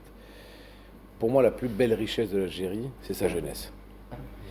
Et quand tu as 250 000 étudiants qui sortent chaque année des universités algériennes, des grandes universités algériennes. Donc plus de 40% d'ingénieurs. Donc plus de 40% d'ingénieurs. Est-ce que c'est pas ça notre nouvel or noir ? Est-ce que d'après toi, par rapport à ton expérience, c'est pour ça que je te dis que c'est personnel, parce que tu es passé par toutes les étapes, toi, du monde étudiant ensuite professionnel, où tu es parti justement à l'étranger pour te former et réussir. Est-ce que pour toi, on est d'accord qu'on va sur plusieurs domaines, l'agriculture, on en a parlé tout à l'heure, 38 milliards de dollars justement d'exportation. Est-ce que maintenant, notre nouvel or noir, notre nouveau trésor de l'Algérie, c'est pas sa jeunesse ? Alors, je suis d'accord avec toi, juste une petite distinction. Pour moi, ça l'a toujours été. C'est juste qu'on n'avait pas forcément pris conscience.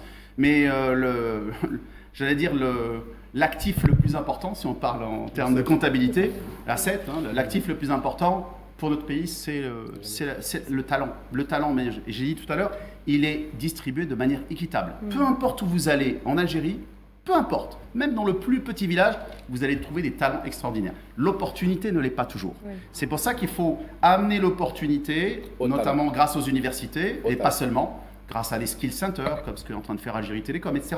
Amener l'opportunité et la matcher avec les talents.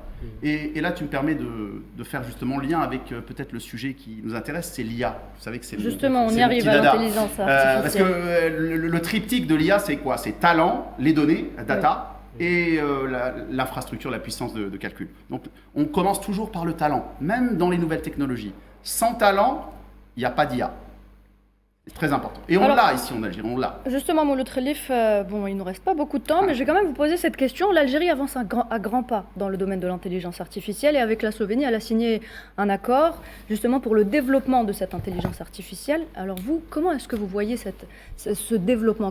Comment est-ce que ça va se faire ? Alors, on pourrait en parler pendant 2 heures, si vous voulez. Vous savez que c'est mondaine. En 2 minutes, alors ça va être compliqué. En 2 minutes, il faut faire attention. Je pense qu'on doit prendre les choses de manière intelligente. L'IA, ça peut être une opportunité extraordinaire, et ça peut aussi être un risque extraordinaire. Je reviens d'une semaine intense à Genève. J'ai fait partie pour la première fois, on parlait justement de l'Algérie qui fait confiance à sa diaspora, donc je fais partie de la diaspora. J'ai été intégré dans la délégation officielle de l'Algérie qui a participé à Genève à 2 événements. Félicitations. Un qui est le sommet mondial sur la société de l'information, et le deuxième c'est AI for Good, comme par hasard. Donc je représentais le ministère de l'économie de la connaissance et des startups dans cette délégation qui était dirigée par le ministre des Postes et Télécommunications, M. Sida Ali Zaloukri. Une délégation multisectorielle, fantastique, vraiment des gens extraordinaires. Et le sujet le plus important, c'était ça. Comment maîtriser l'IA? Donc ce n'est pas une particularité de l'Algérie, tous les pays se posent cette question, sauf peut-être les gros qui sont en train de se battre, d'essayer de dominer, on les connaît. Mais sinon, tous les autres pays, y compris l'Union européenne, y compris l'Union africaine, etc., tous les débats. Bien sûr, bien sûr. Parce qu'en fait, ça peut être un outil de domination. C'est ça qu'il faut comprendre. On peut aussi imaginer que l'IA puisse devenir un outil, une nouvelle forme de colonisation. C'est très important. Donc, tout à l'heure, on parlait de souveraineté. L'IA, la maîtrise de l'IA pour notre pays, c'est une question de souveraineté nationale. Je le répète à chaque fois, dans mes écrits, etc. C'est aussi une question de sécurité nationale. Parce que l'IA, c'est un outil, c'est une technologie qui est duale. Elle est à la fois pour des usages civils, mais aussi pour des usages militaires. Très important. Très important. Donc, on a besoin de la maîtriser des deux côtés. C'est une technologie qu'on n'a jamais eue dans l'histoire de l'humanité, c'est bien comprendre. On la compare un peu au feu, à l'électricité et un peu aux révolutions industrielles précédentes. La différence, c'est que le feu et l'électricité ne fonctionnaient pas de lui-même. Là, pour la première fois, on a une technologie qui peut prendre le contrôle elle-même de tout le reste et devenir autonome. Ce qu'on appelle aujourd'hui en 2025 les agents IA, l'agentique. C'est quoi? C'est l'autonomie. 2026, ça peut être un autre niveau, la robotique. On va vers l'IA physique. Donc vous voyez, tout ça, ça peut présenter des risques, mais ce qui est certain, le message que je veux faire passer, c'est on doit vraiment prendre ça très au sérieux. C'est pas l'affaire d'un ministère, c'est pas l'affaire d'une agence. Ça concerne l'agriculture, ça concerne les transports, ça concerne la défense, ça concerne tout le monde. Donc, très important à maîtriser parce que c'est une source de sécurité nationale et de souveraineté nationale. Très bien, merci. On n'a plus le temps, Badis. Petite conclusion. Non, l'IA, ne pas sous-estimer, ne pas surestimer. En revanche, effectivement, l'Algérie a opéré un saut vers la géotechnologie, parce que c'est ça dont il est question. Comme on aime le dire, maîtriser les algorithmes, c'est quoi? C'est influencer le monde. Tout à fait. Très bien, merci messieurs, merci Mouloud Khalid d'avoir été avec nous ce soir. Mesdames et messieurs, retrouvez-nous la semaine prochaine pour le dernier numéro de la saison d'Hebdo Show. À très bientôt.